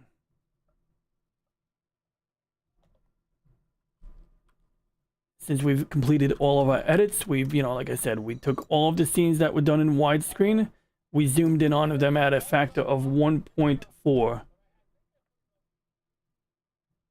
Otherwise, you'd have a pillar box image in the middle of a widescreen frame. So the idea was, this allows me to take advantage of a widescreen video frame while allowing, the non-widescreen content to coexist. Otherwise, you'd have double letterbox. If I left this alone, when you watch it on a widescreen TV, this is stupid. You're going to have pillar box on the side, letterbox on the top. That always drove me insane whenever I see it. And so anytime, if you're watching TV, usually it's a matter of picking a high definition channel. When you're editing, well, you could do this. I mean, it depends on your goal and who you're delivering the content to. But in my case, I don't mind it going from widescreen to, standard or to 4:3. What I don't want is double letterbox. That drives me, that drives me insane. Like, why would I want that? Like, put it this way, going from this to this is just about equally jarring to going from this to this. If anything, this is less jarring in my opinion, but to each their own. So now we're going to go pick the rocket button to export, and for reference, I clicked on the rocket down here. My audio tracks should all be good. In fact, we should do that. We should double check my audio tracks. And what am I concerned about? Well, I'm basically concerned about getting audio on the left and right channel.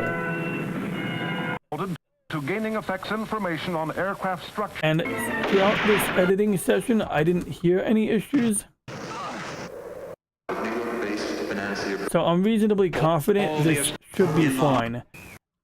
The key was at the beginning of editing was to right click on the clip and go and do out audio right here, clip attributes. And we basically made it one audio channel. We basically copied the left audio channel to the right, because this particular video was broadcasted where all of the audio was shifted to one channel.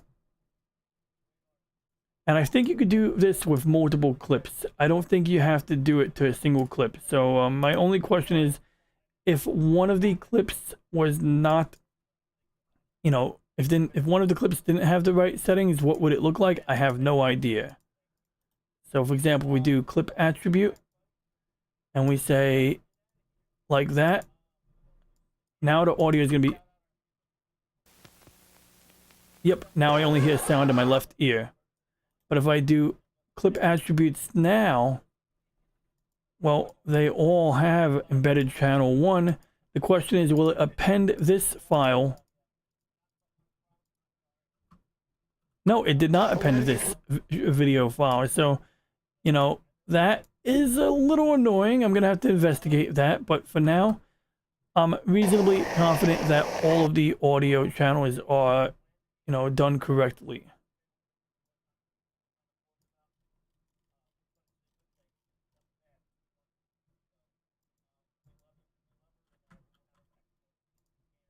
Okay.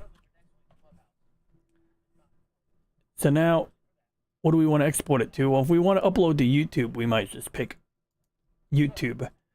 And we could totally do that, but we're not uploading this to YouTube.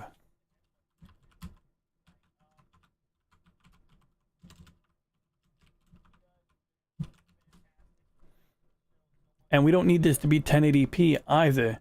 In fact, I believe our video, if we go back to the, timeline here, we can see the resolution to our video or not. 1280 by 720. And basically that's my striking a balance between 480p and 1080p. Although the original video, that video was done at 480p, 480i actually. So we could bump it down. We can keep the timeline at 720p and rescale it, because you know what? We'll get a smaller file that way.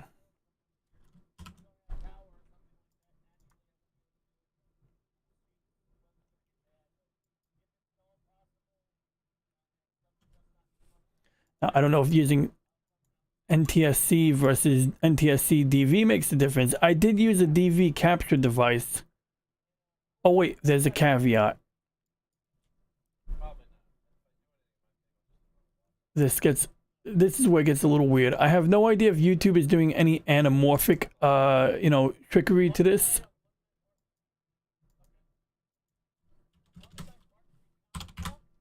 So we're going to add this to the rendering queue. And then we're going to do another one. We're going to use MP4. We'll do one of these at, ITV 11/9/2003. What was it? 480 720p.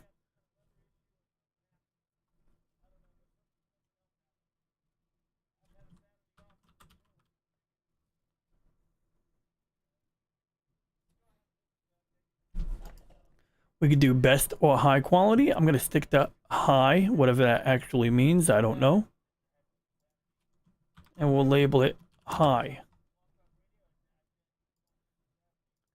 Then we're going to do 480p. Now, this is where things are going to get a little weird.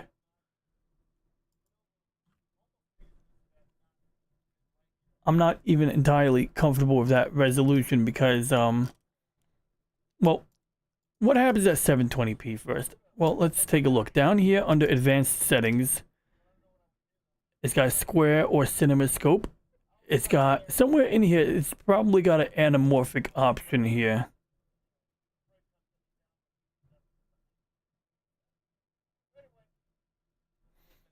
You got pixel aspect ratio and you got display aspect ratio. This is one of the things I'm still, a little confused by.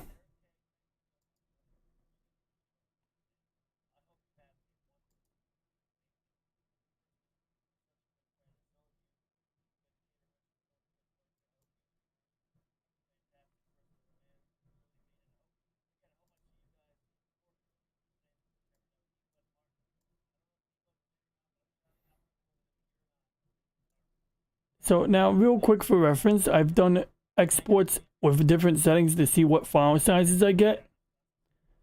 But we're going to start over here. So we're going to delete them because I need to free up space before I export to that drive anyway. But yeah, that is very, very... I feel like a setting is missing from here right now. Oh well. We'll export it like that. So that's 720p, high quality. Then we're going to do 480. And here we go. That's where it was. So when I pick NTSC, whether it's DV or non-DV, it does give me the option. It goes, do you want to do 16:9 anamorphic or 4:3 standard? Well, we're going to do anamorphic in this case. And we're going to label it as anamorphic.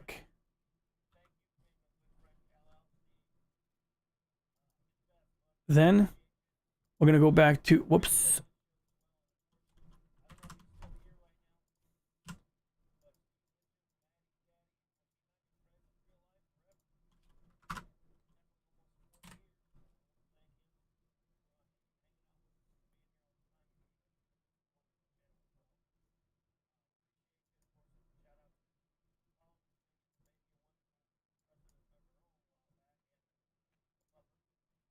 And we're going to call this one 720p with this cinema scope, which I think it's like basically saying non-anamorphic, but I'm not really sure. So we're going to try it both ways. We're going to do cinema scope, and then we're going to go back. We're going to edit. We're going to edit this one, or edit the settings, and it is set to 720p square. So I don't know what that actually means, but we're going to update the rendering job. And now, if we go to my right side, you can see these are all of the exports I've sent to the rendering queue. And I just remembered I got to set an alarm on my wristwatch because I have to call for... I got jury duty. And I got to call a phone number to find out when I have to report. Hey, Google! Remind me about jury duty at 3 p.m. tomorrow.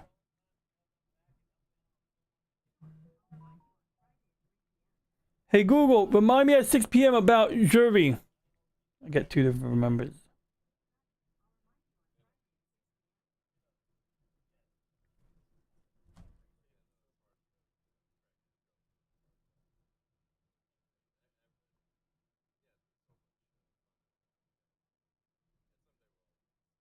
It's 1 a.m. already.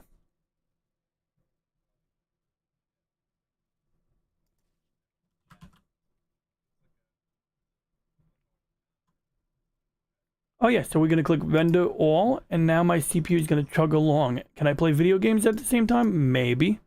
Maybe not. Am I going to play video games anyway? Sure, why not? Now here's the real kicker. Do I want to experiment with playing a game at, what do you call it? What's that mode called? You know, the one where you do 200 hertz. It's crossing my mind. I think I'm going to skip that for now. I'm getting a little tired of the racing game. It's a good game, but I think I want to play something else right now. I don't really want to get into the weeds with Elden Ring.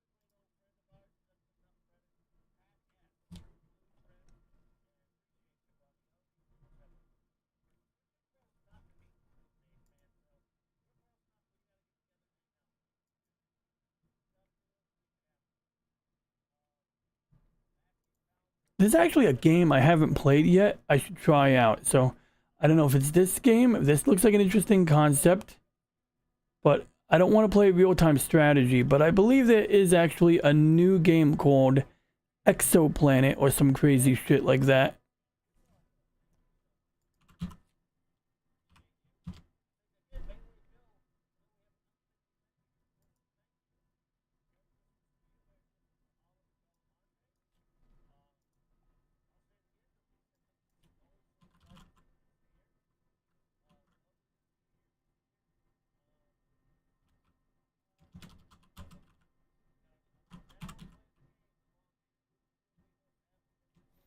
This might be the game. This is one of those games that won't play on a Steam Deck correctly.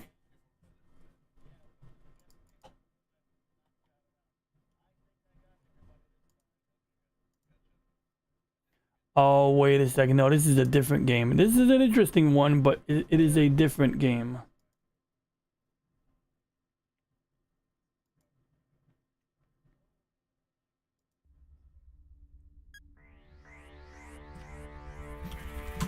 I'm pretty sure I played this game when I was teleworking, and it looks like they've updated it, unless I'm thinking of a different game.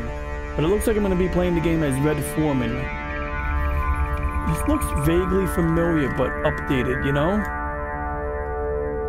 Oh, there's my ship. Okay, can I control it using my joystick? Oh wow, you can control the mouse using the gamepad. That is weird.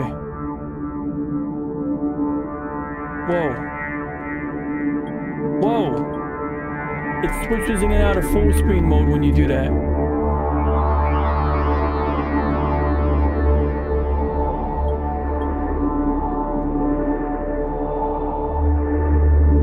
Okay, wait.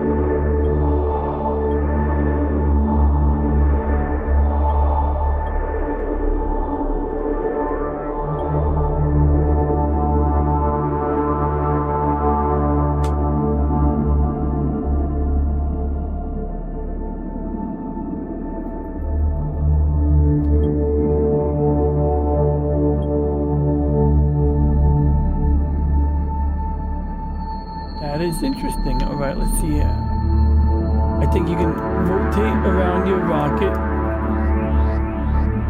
I'm sure there's a keyboard shortcut that does what I'm trying to do. And we're obviously in some kind of skybox here.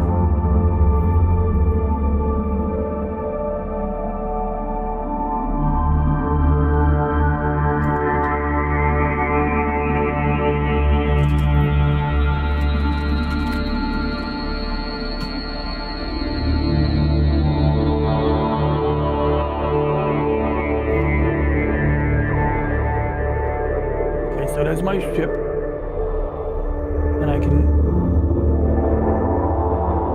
don't know if I can dock.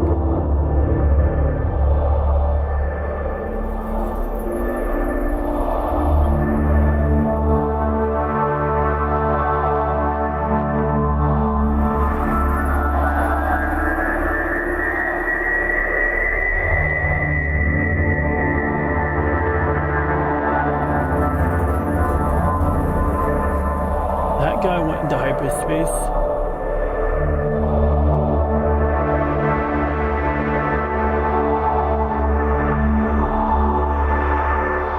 Whoa. Okay, this is very, very, very confusing.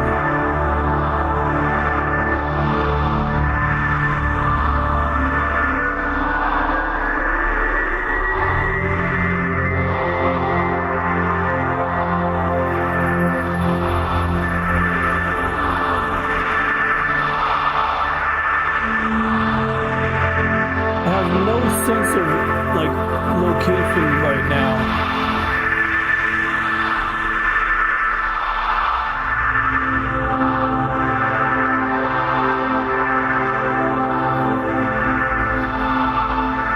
Okay, we're getting closer.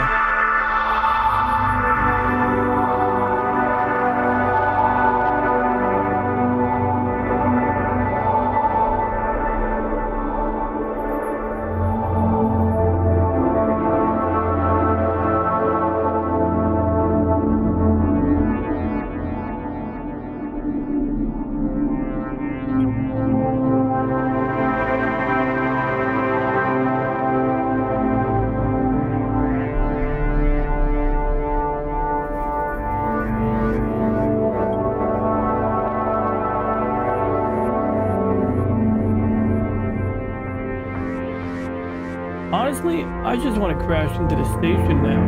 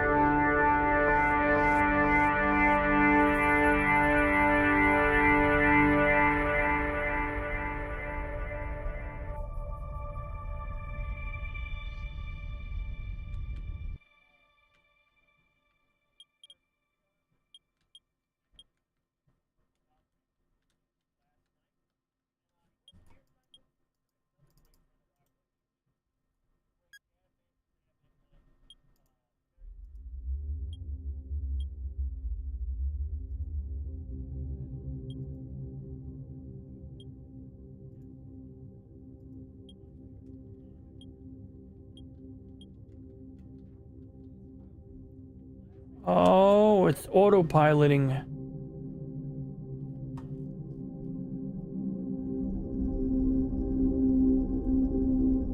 It's autopiloting into a jump gate. And that doesn't look like a good guy. I don't even know how to use my weapons.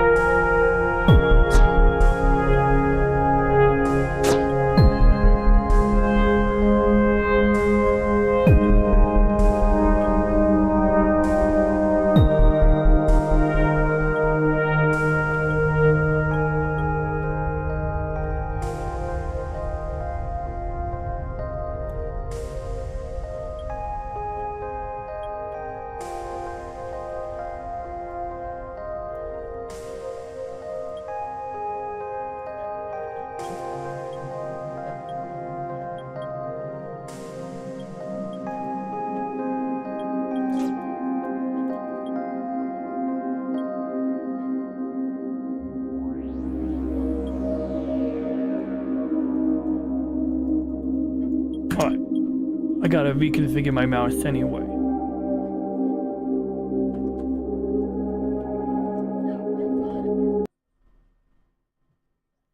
That was confusing.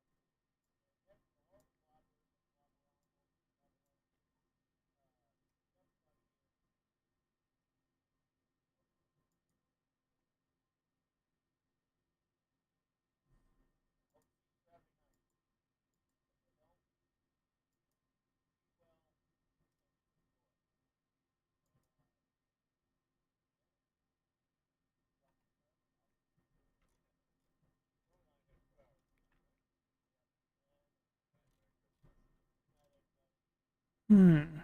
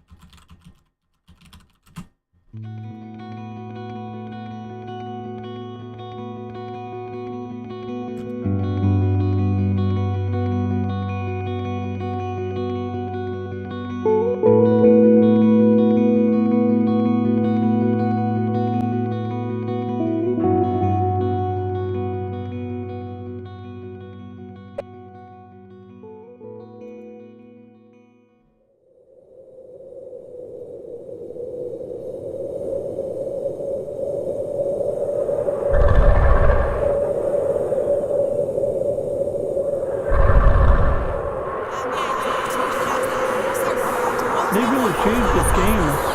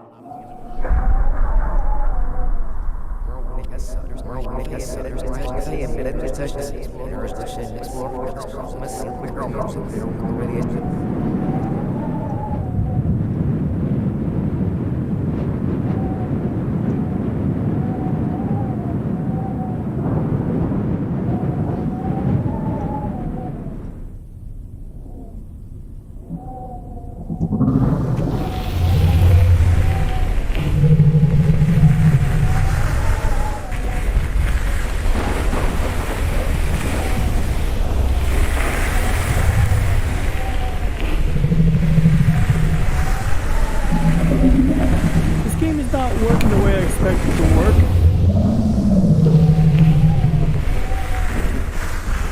Oh, I remember how. There we go.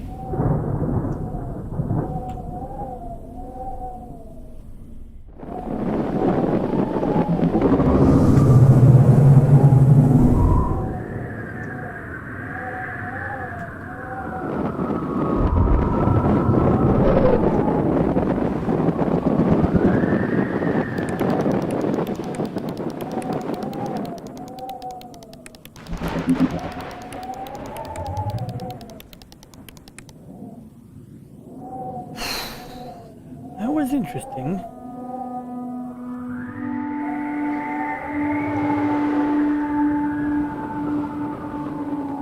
So I think the game involves being, you are a deep space exploration probe on an exoplanet. You were sent to the other planet using some magical jump drive technology. And you can bend the physics of a rolling ball to gain momentum, to skip off waves, to fly through the atmosphere. Now my question is, did they ever release this game? I played this game like a year or two ago, okay, in this form. And it was a prologue, it was like a demo for an upcoming game. And that is reminiscent of 2001: A Space Odyssey. And so, if I add it to my wish list, the more important question is the game being sold? It is being sold. Cool. So, I don't know what this Monolith Edition is, but I'll check it out. Yeah, I'm happy to buy this game, and if it plays on a Steam Deck, even better. So I'm gonna just buy the whole game, because the game is an interesting game. It is an interesting concept. It really is. And then let's see here. I just want to double check that, see if my paycheck came in, because you know, sometimes you get unlucky right before the holidays and the timekeeping people don't pay you. You want to find that out before Christmas. What is today? Oh, maybe I get paid at 3 a.m. Okay, I do have money, it's just that I want to know if I have money in my account so that I could basically, what do you call it? Give all of my relatives $100. You know, the young ones at least. The kids, you know, you gotta give the kids $100 for Christmas when you don't give them anything else. And I used to be able to get away with giving my relatives like $50. Nah, not anymore. Now I gotta give them more money. It sucks.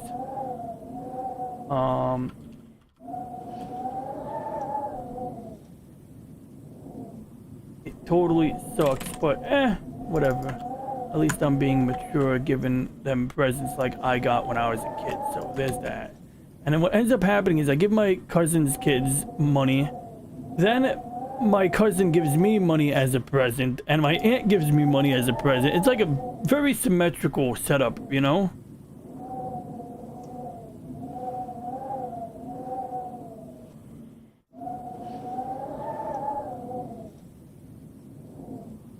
And there we have it.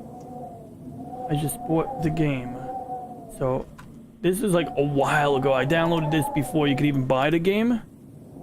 Now I have it, so we can get rid of the prologue because we don't need it anymore. Wait a second, did I just get rid of the wrong one? I don't really give a shit about the soundtrack at all. I mean, I'll download the soundtrack anyway.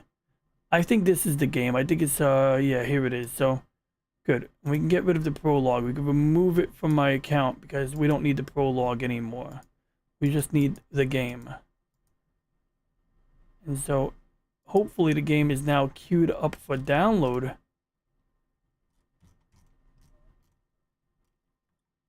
And if it's not, well, I would like to install it. So, yeah. 3 gigs. Okay, there we go. And then while we're at it, we might as well queue up updates for everything else that has an update available to it. That's a fun game. I like that game. BeamNG Drive, yo. First time I seen this game, I was doing tech support for a customer, and the kid was like, okay, we want to test out the game, see if the, you know, updates worked. And it did. It worked fine. But, like, I was like, this game is so cool. Like, you know, BeamNG Drive, kids driving off of a cliff. And I'm like, I want that game. I want that game. And eventually I got it when I got around to getting it. Alrighty. So now, I think we can end this stream right now. I got the video being exported from DaVinci. And it's taking a little while here. Like, I don't know if it's because I was using up a lot of CPU power. But, I mean, we're only on file number 2. How long did that take? oh, whatever, 20 minutes, about a half hour for each hour. So it's doing it at between 60 and 120 frames. I guess 120 frames a second if we're being accurate, because we're exporting a 60 frame video. So whatever, we'll let it run. It'll make my room nice and toasty. I'd leave my casement window open to cool down the room a little bit, but my luck, I'll get a wind gust that will like freeze the room. But we can let it. Oh, it's beautiful out. It's kind of like almost spring outside out of nowhere. You know, it's like that fog, that humidity traps in a little extra heat. So that's good. So anyway, with that, I'm going to have to make some Christmas cards tomorrow. I might do it during a live stream. I might not. But we're going to end this for now. So if anybody's tuning in on the replay, thank you for watching. Please like and subscribe. If you have any questions, comments, or ideas, please leave a comment. And for now, we shall... Did I mute my audio? No, okay. Yep, we shall now end transmission. So this is like the first time I'm using Restream Direct. Did I play any game? I played that game, but when... Next time I stream, I am going to test Restream, because I need to see if Restream does a better job than YouTube when it comes to streaming the video game at 60 frames a second. That is like one of my main objectives here, is to have video game play at a clean, crisp 60 frames per second. And according to this, somebody's watching right now. Now I got to see who's watching before I tune out. I was going to watch some Babylon 5 before bed. And, you know, unfortunately, we can't really do a watch long because, you know, copyright and all that voodoo. So, yeah, somebody... I have a lurker right now. I think I have a lurker, unless I'm reading the statistics wrong. But anyway, what we were doing was, you know, some gaming, some editing. In the early part of this stream, I did some video editing, and I was doing the work in DaVinci Resolve, which is a pretty good editing tool. This is the free version, but, you know, paid version, free version, both are very good. It's only $300 to pay for it, so it's like pretty much, I think it's money well spent for $300. And at this point, I basically made a hybridized video. I'm exporting widescreen content mixed with non-widescreen. And so when you look at the timeline, well, it's a bad, yes, you see some letterbox footage right here. But this letterbox footage, I actually scaled it up. I zoomed in on it so that it uses up the, wait a second. Yep, this is correct. So now basically, wait a second. Bummer. I missed the part. I cropped the frame in the middle of the karate or kung fu, so I have to go back and fix that before I can export it again. So I actually have to redo this again. That sucks. That totally sucks. Alright, so I can't leave yet. I have to fix that. Fuck. That sucks. So during the karate scene, when these guys...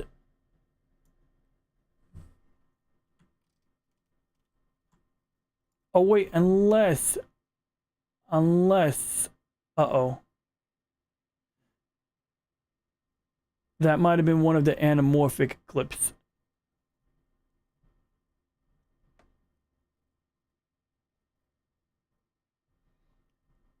I have to be sure of, though.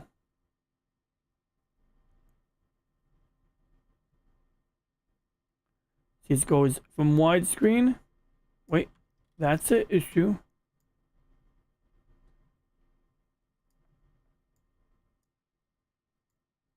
Okay, that we have to fix anyway. That was a glitch.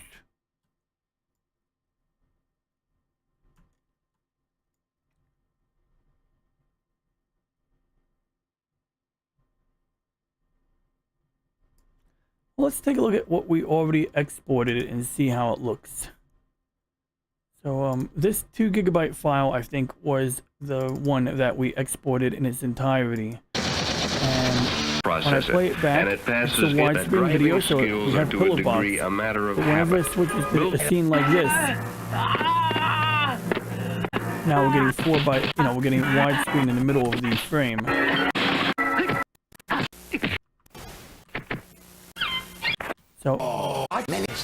supposed to switch to non-widescreen.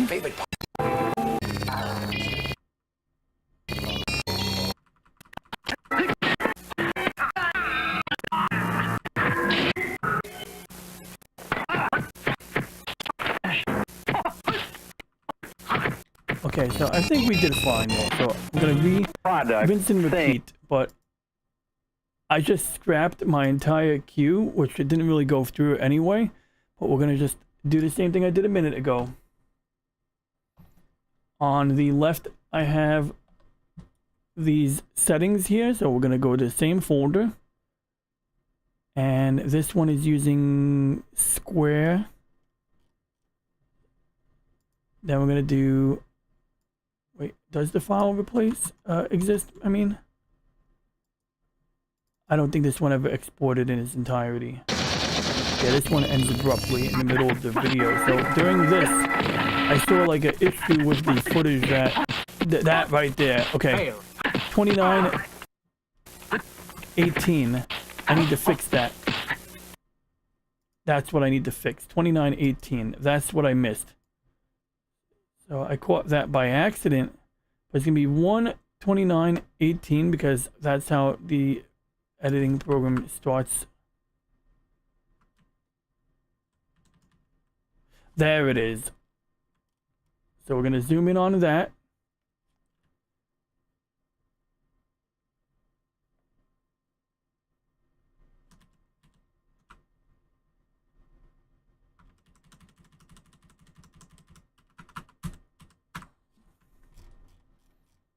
And this is cool. I actually can, I set up my keyboard with these really neat hotkeys. So now I can press like a quick keystroke to slice wherever the red line is. And what I mean by red line is, you know, that red line right there. So I could basically press the letter S on my keyboard to slice it whenever it's at that part. And what we want to do is we want to bring this back to 1:1 like that.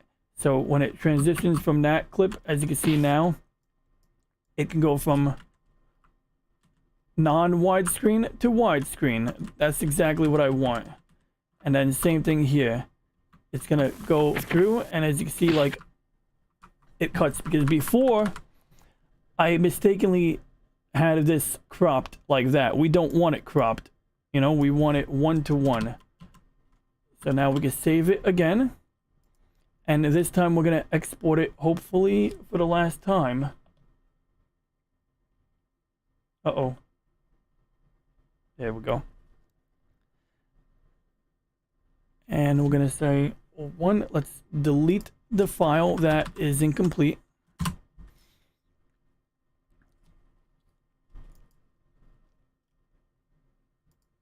Okay, then we're going to do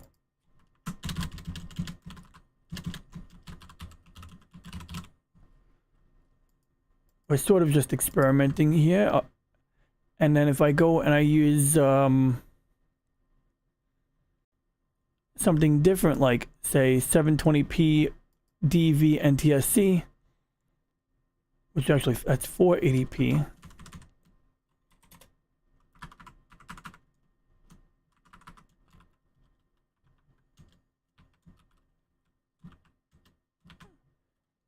And I'm going to do 4.3 SD.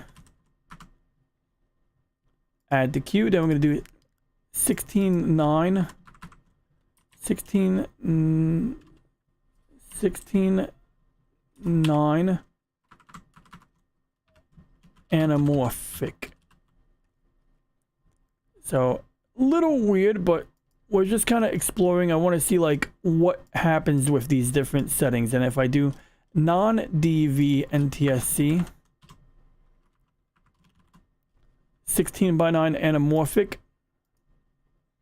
or 4.3 SD, and all of these are using high quality. So we didn't really set a bit rate, we just said use high quality. And basically, potentially using 720 by 480 is going to save us on file size and whatnot. And, you know, really, we're not going to lose a lot on resolution.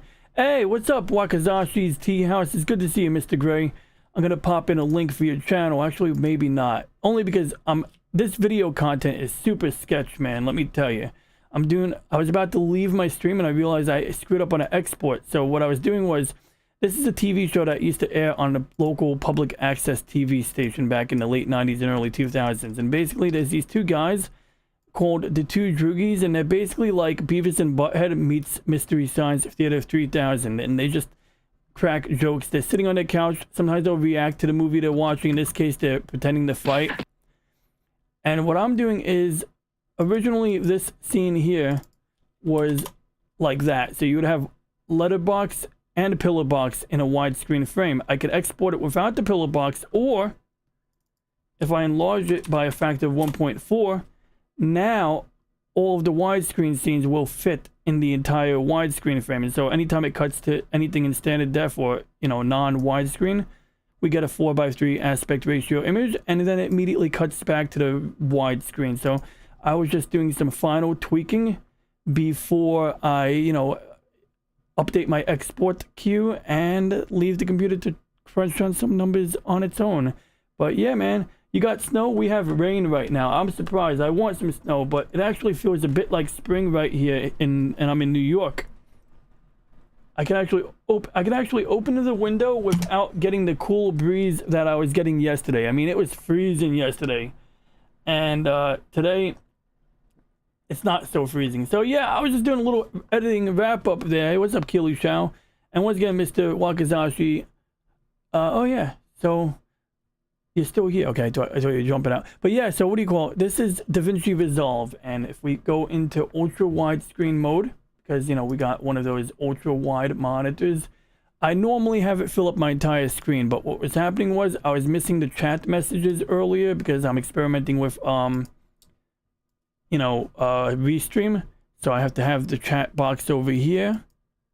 And then what I usually do is I use my OBS config or my Stream Deck buttons to zoom in like this. So normally I would have this filling up the entire screen, and I would press the button so you can look at the center, left, right, and full. And in this case, we're going to shrink it a little bit so that I can see the chat. And I can say, what's up to Keely Shao? It's good to see you, Keely Shao. Keely Shao was the first person out of everybody in the chat. Keely Shao was the first person to subscribe to my channel. I think Nerdporio was subscribed a little bit before that, but just a fun fact, before I was actually actively producing content in my current stint. So what I'm doing here is I'm editing this content, and I have it on a BitChute channel, so I should definitely show the footage. Now, this is being replaced, but what you're watching here is this content. I'm gonna put it in the corner of my screen. I can play it back while I do my work, so you can watch it while I edit, so you can hear some audio. So to do that, I think we're gonna do ITV 11. There we go. Okay, good. And then we can crop it like this. I'll hook you guys up. I got you. And so this was actually exported in non-widescreen. So this is a TV show that used to play on my local public access station in the late 90s. It's called Industrial Television, and basically these two guys who are basically like Beavis and Butthead meets Mystery Science Theater 3000, they basically just compile stuff in their personal library, and they crack jokes while watching it. That's like literally, you know, what they do is they crack jokes while watching stuff from the 60s and 70s. Somewhere in one of the uploads I have coming up, there's like this, the New England Nuclear Power Company, and they're talking about how they're going to bring nuclear power plants online and all this cute stuff. In this one here, we got a fire safety video in here somewhere. We also have these guys, I think they're, yeah, drunk driving. So this guy's driving drunk. A child dead, a mother crippled. Not a so, you know, this is basically like telling you don't drive drunk. Then you got this cool karate movie. Now this one's interesting. This one is like, and it's on my BitChute channel. My BitChute channel is industrial_television. And it's not my main BitChute channel.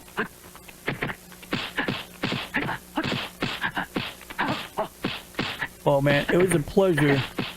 And it's true, I remember I was at work, and I don't think this was your first live stream, but I remember I was at work, it was like frickin' the crack ass of dawn, and you were reading, I believe, Miss Murasashi, if I remember correctly, the, you know, Japanese lady who wrote some poems, and in this case it was a poem about the snow, and it was freezing cold outside, it might have even been snowing outside, and you're reading this, like, poetry, this Japanese poetry, and I'm just like, I want to sleep, man. I want to sleep on my commute to work, and I was like, I gotta be up, I gotta start my shift, you know, I gotta, you know, do the work stuff, and then wait for the previous shift to leave before you can sleep. But anyway, I digress. But yeah, so that's what we have here. So I basically did some tweaking, so it's cutting between 4:3 and widescreen, and at this point, I'm exporting it in different forms in order to figure out where I can get the best balance between file size, quality, and identify any other quirks. Earlier during this stream, I did a little gaming. Nothing too exciting. There we go. He's here as well. So, anyway. But where? But yeah, it's been a heck of a year. You got a lot of growth there, Mr. Gray. You know, I mean, like, you pop up, you get around on everyone's, you know, streams and whatnot, and people get around on your streams. So let's see here. Well, now your iron skin is Now finished. we're gonna do 720p. Let's see, I did 720p and I did 480p. We're not gonna do anything higher than 720p. It's absolutely unnecessary. Now make him confess. I have no idea what Wushu Kung Fu is, but after seeing this footage, if it's anything like this insanity that I found on industrial television, I have to see it. I mean, this was amazing. They had a guy suspended from cables doing some jump kick routine, and I was like, this is the most bizarre thing. They're like pulling the guy on a pulley string or some craziness. It's like right here, like, this is off the hook right here.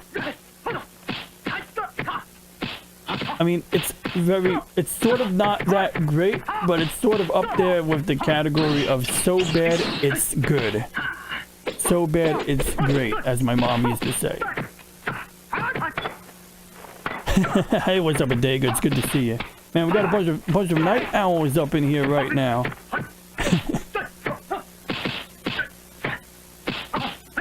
So let's see here. Just want to get these tweaked here.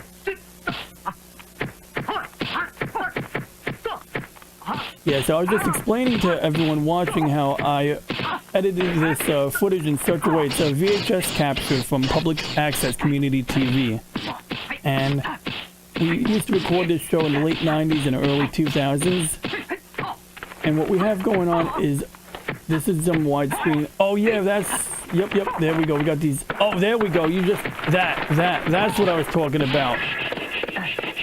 That completely absurd flying jump kick right there. I mean, like, I've never really seen these before. I'm blown away. I really am. And, you know, you've watched these all the time. This is like, I'm new to this here. Like, but I'm all for this. I get it. I get why people watch this.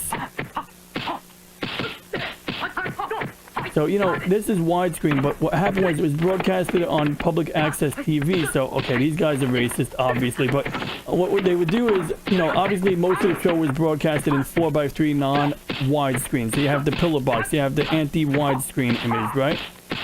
And so by default, when you saw these scenes, it would actually be zoomed out. It would be like that. So now you got, if you're watching it in widescreen, you're gonna get pillar boxes on the side. And I'm like, well, that's a waste of, you know, screen area. So why not make it so that these are zoomed up at, you know, that zoom. You fill up the edges of the screen, but every time you cut to a non-widescreen scene, then it goes back to, you know, that. So you can see widescreen, 4:3, coexisting in perfect harmony. Perfect harmony. And so that's what I was kind of doing there. And I figure otherwise we're wasting a lot of screen real estate. And when you upload the bit shoot, things get a little weird when you don't use the normal aspect ratio. And so this video I have to re-upload the bit shoot because when I originally uploaded the bit shoot, I messed up the audio track. So one audio channel is playing on the left ear, but not on the right ear. and so, or the right speaker. And so this upload, the one you're hearing now, has the messed up audio, I believe.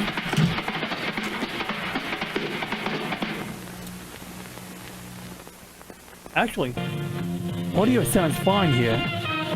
I think it's certain segments of this video. I think somewhere in different clips the audio is good and mixed up. So anyway, I fixed multiple things here. So this export is going to replace the one we're watching right now.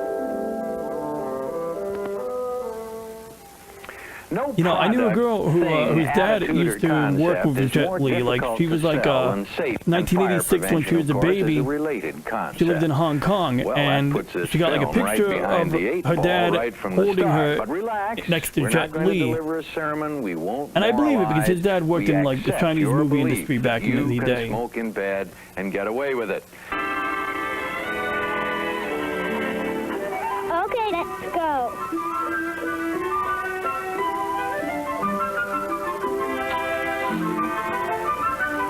But yeah, see, now we're not watching Kung Fu. You can see it's transitioned to,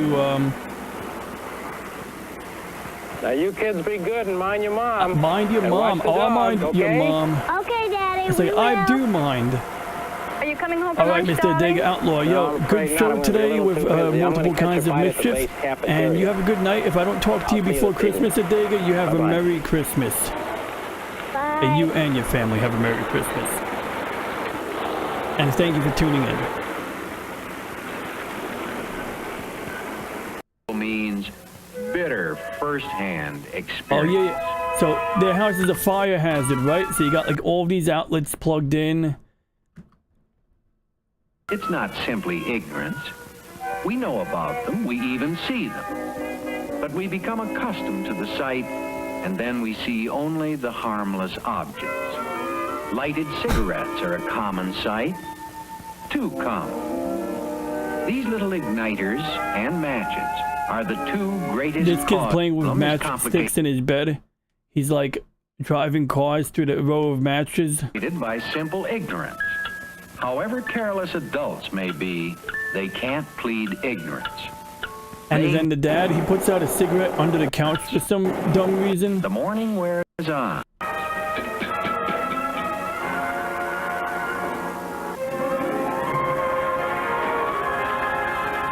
Okay, Tiger, it's time for you and your sister to go to bed now. Come on.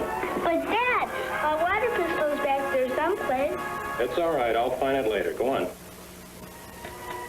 Sit down with your children. You two, go on. Fire escape plan together.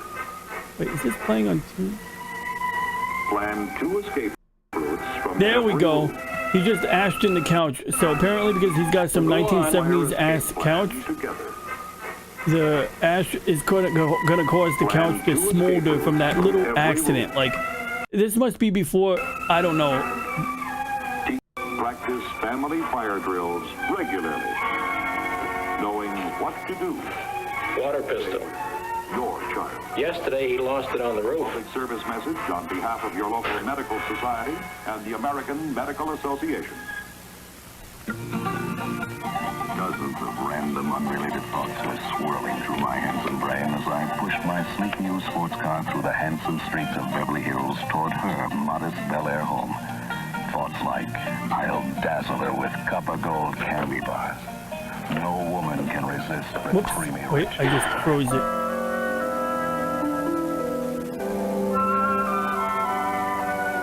But yeah, I think I got the two. Let me see here. On the right side, I got 720.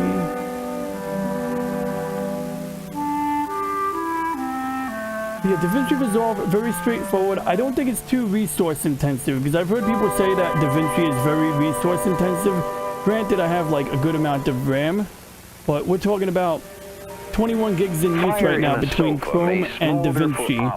And DaVinci is using up about 3.5 gigs supposedly. So it's not too intensive, but when we render the video, when we export it, yes, it's going to push things a bit harder. No doubt about it. And even now, we're using up like, most of my CPU is tied up in OBS right now, just for general reference. I don't even see DaVinci on the radar.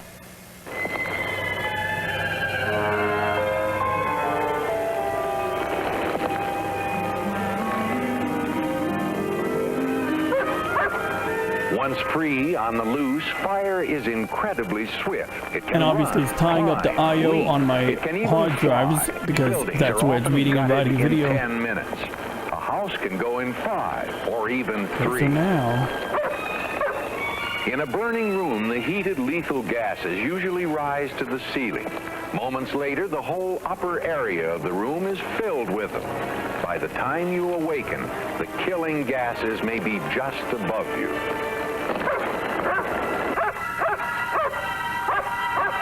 we're gonna use, I use the 264 master. Now I'm gonna use the YouTube settings to see if those give me decent results.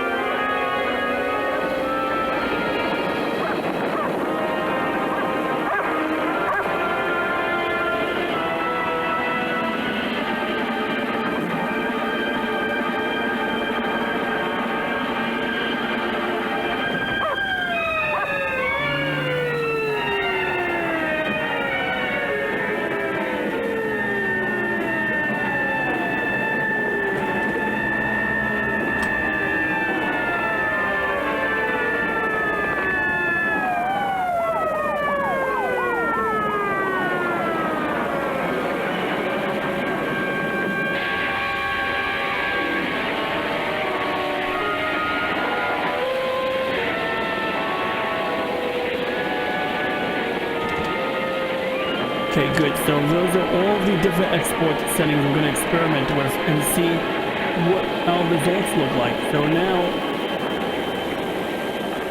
The I go fire back to the started over right. there in the sofa. Probably a cigarette that smoldered for hours, and they never woke up in time. We'll tell Windows to render it. Yes, you might have just saw gigantic boobies in the middle of the screen. Like I said, the show is absolutely absurd.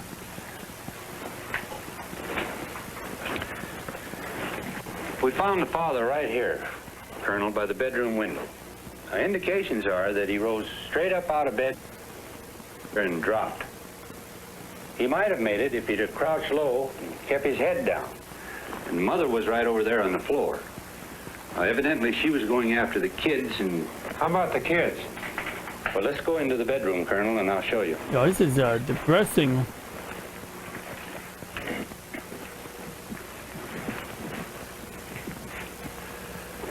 Now, the little boy slept in the top bunk, and he died in his sleep. And the little girl, she went for the front door. She almost made it, too, because they found her in the living room. Couldn't she get out the window? Well, that's what she should have done. But kids don't stop to think. They do the things they're used to, and all she knew is that people go out through doors. And also on the Bit channel, we have like a movie trailer for some weird space movie called Terror Knots.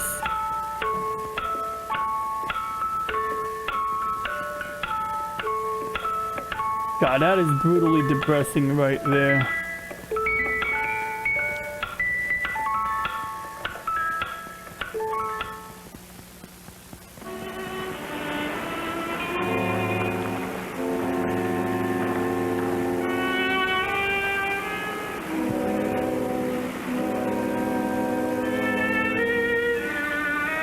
That's a good question.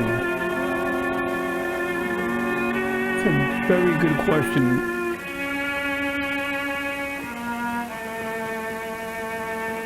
Ah, that poor dog. The dog lost his family. Aw, that is fucking depressing.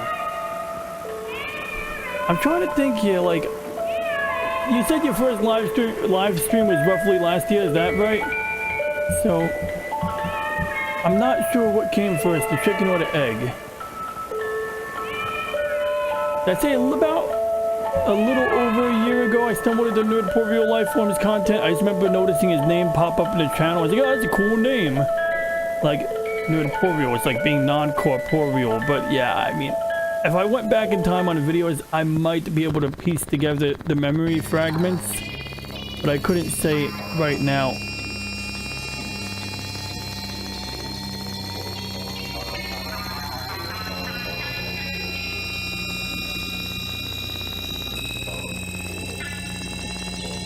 Was that literally your first live stream? Because I do remember that. I distinctly remember that stream. But was the Snow Country stream literally your first stream? That's interesting though. If it was. You're about to enter a beautiful, exciting, wonderful new world. The world of 1960. For the first time in history, you'll see not one, not two. But yeah, if that was your first stream, I do remember it. And I think it was just around the same time, a little after Nerdporio, perhaps. Tough call. I don't know what the algorithm recommended you, or if it was like-minded people. Coming, the new 1956 Nash, Thursday, November 17th. It's the world's finest travel car. Built for the long run, designed for the most fun. Nash is a long-distance car. It's sweet on the byways and fleet on the highways. The Nash is ahead by far. If you like to go, Yeah, man, I hear you. I've been streaming for hours, man. Like, I'm about to call it in. Like, it's been 3 hours, 1 minute. So, I did my editing. I did some gaming in between. And I've tweaked my export settings. So, at this point, I'm just going to let it export a little bit. That can be, you know, done on or off stream. Anybody who wants to watch any of the insanity associated with industrial television, just look up industrial television on BitChute, industrial_television. And with that, Mr. Wakazashi, you have a good day and good hunting, good editing, Godspeed.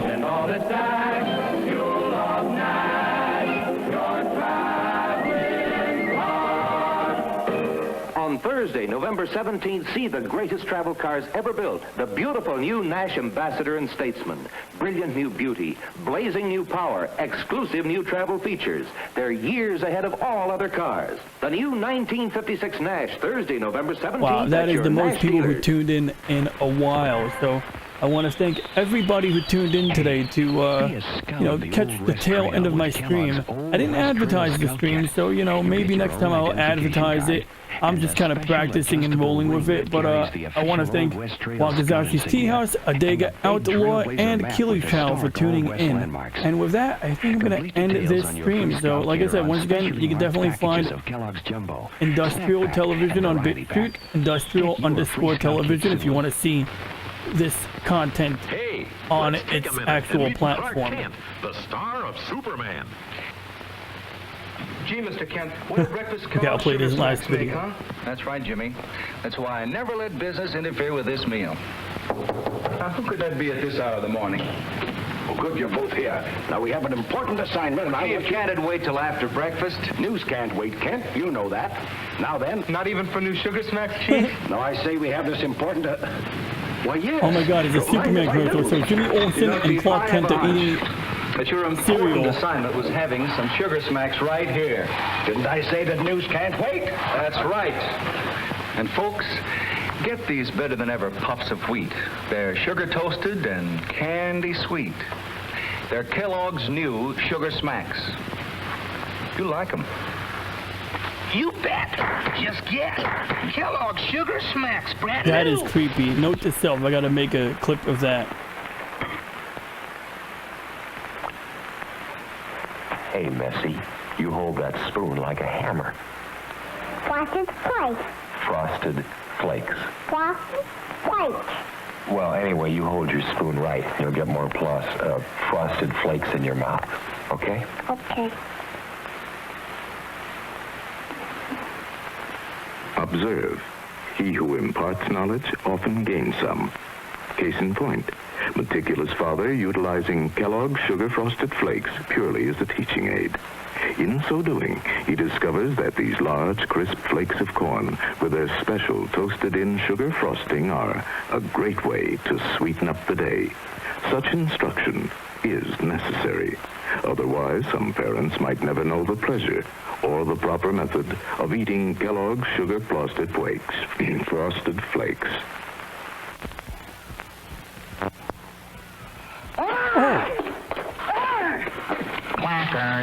Clackers, the surprising cereal that tastes like graham crackers. And free in every box marked like this, That's cool. a Clackers glider with adjustable wings. Go-Go's fast. Go-Go's far. But I can keep watching this all day. I better end this. So go get one, free with Clackers. It's like crack.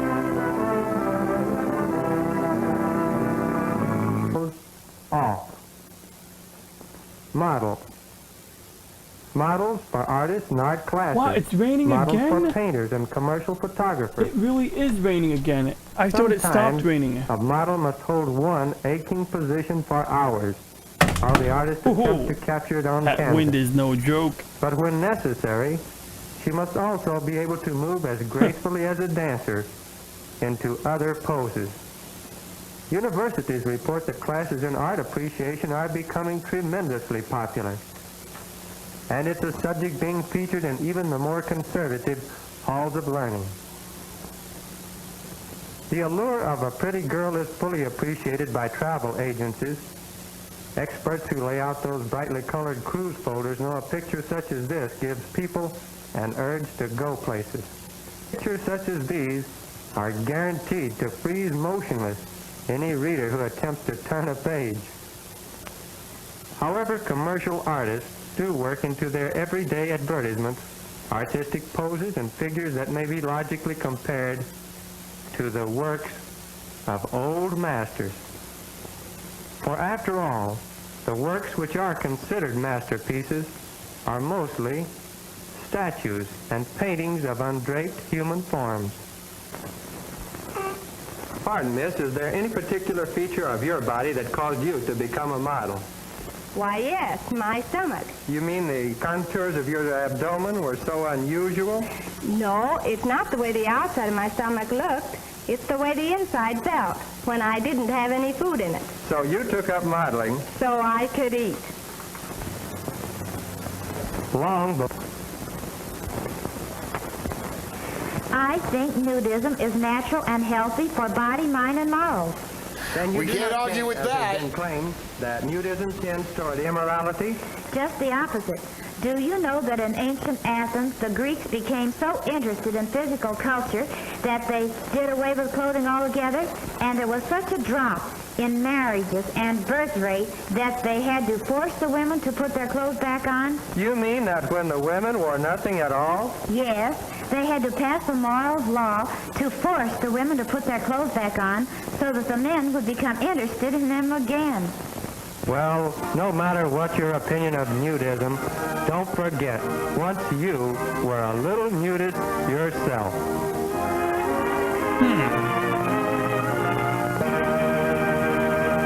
Well, that's actually almost coming to an end, so it looks like anybody who's stuck with it.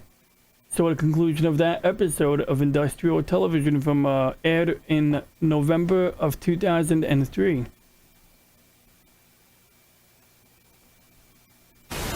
Say, I'm a very important businessman here on Staten Island, and I would like to promote my business on industrial television. Could you give me some information on a sponsorship? Why, certainly. Yes, you can give us a support grant to help defray production costs, as well as backing the greatest show on Staten Island. Our fans are loyal and do patronize our sponsors. You can get in touch with us at this number. 981-4768. Or if you have web access, see us on industrialtelevision.com. We now return you to your regularly scheduled program. Thank you very much. You've been very helpful, young man.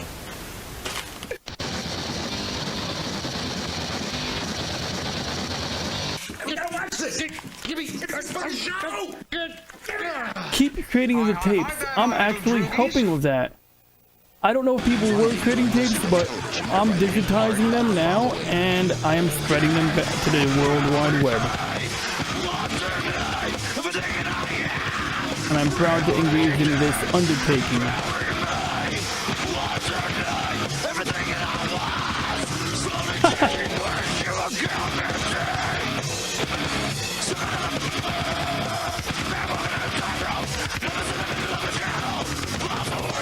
Well, that concludes this stream. Oh, wait, there's more. How many minutes of this is left? Okay. I think I'm just gonna wrap it up here.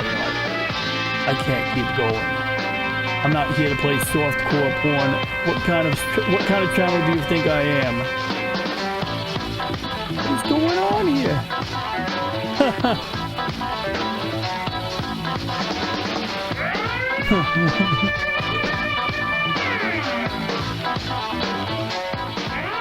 Man, the random stuff I find.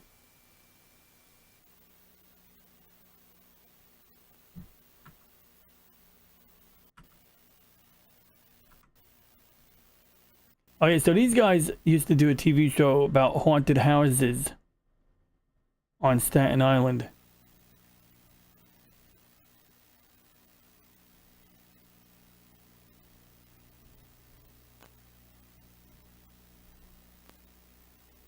He wants to know who gets blasted in my next show. All across this fingerboard, they are the victims of my war. My guitar is strung and tuned, and my guitar's pointed at you. So don't think I've forgotten you. You'll hear your name in my next tune. Maybe my next tune will be about you. Maybe my next tune will be about you. My guitar is heavy gauge, but won't hold up under my play. My guitar is filled with songs. The words I sing are sick and wrong. Every poison word I sing, another broken guitar string. The neck is warped, the frets are worn from all those terrible Tim songs. Maybe my next tune. Alrighty, that concludes the episodes of Industrial Television. For anybody interested in tuning in to the Alt Tech Content channel, that is available right here on BitChute under the channel name Industrial_Television. And it's small, and because BitChute has been having some bank issues lately, I may be using a different platform. I was planning on multi-uploading it anyway, but looks like I may be pushing up the timetable on, uploading to a different platform. And so, I've done some edits. I'm exporting some content right now with the updated edits. Basically, I had to fix some oopsies I made. And then the best video, or the best combination between quality and file size, will get uploaded to this platform and eventually to another platform. So right now I think I only have 3 videos up on here.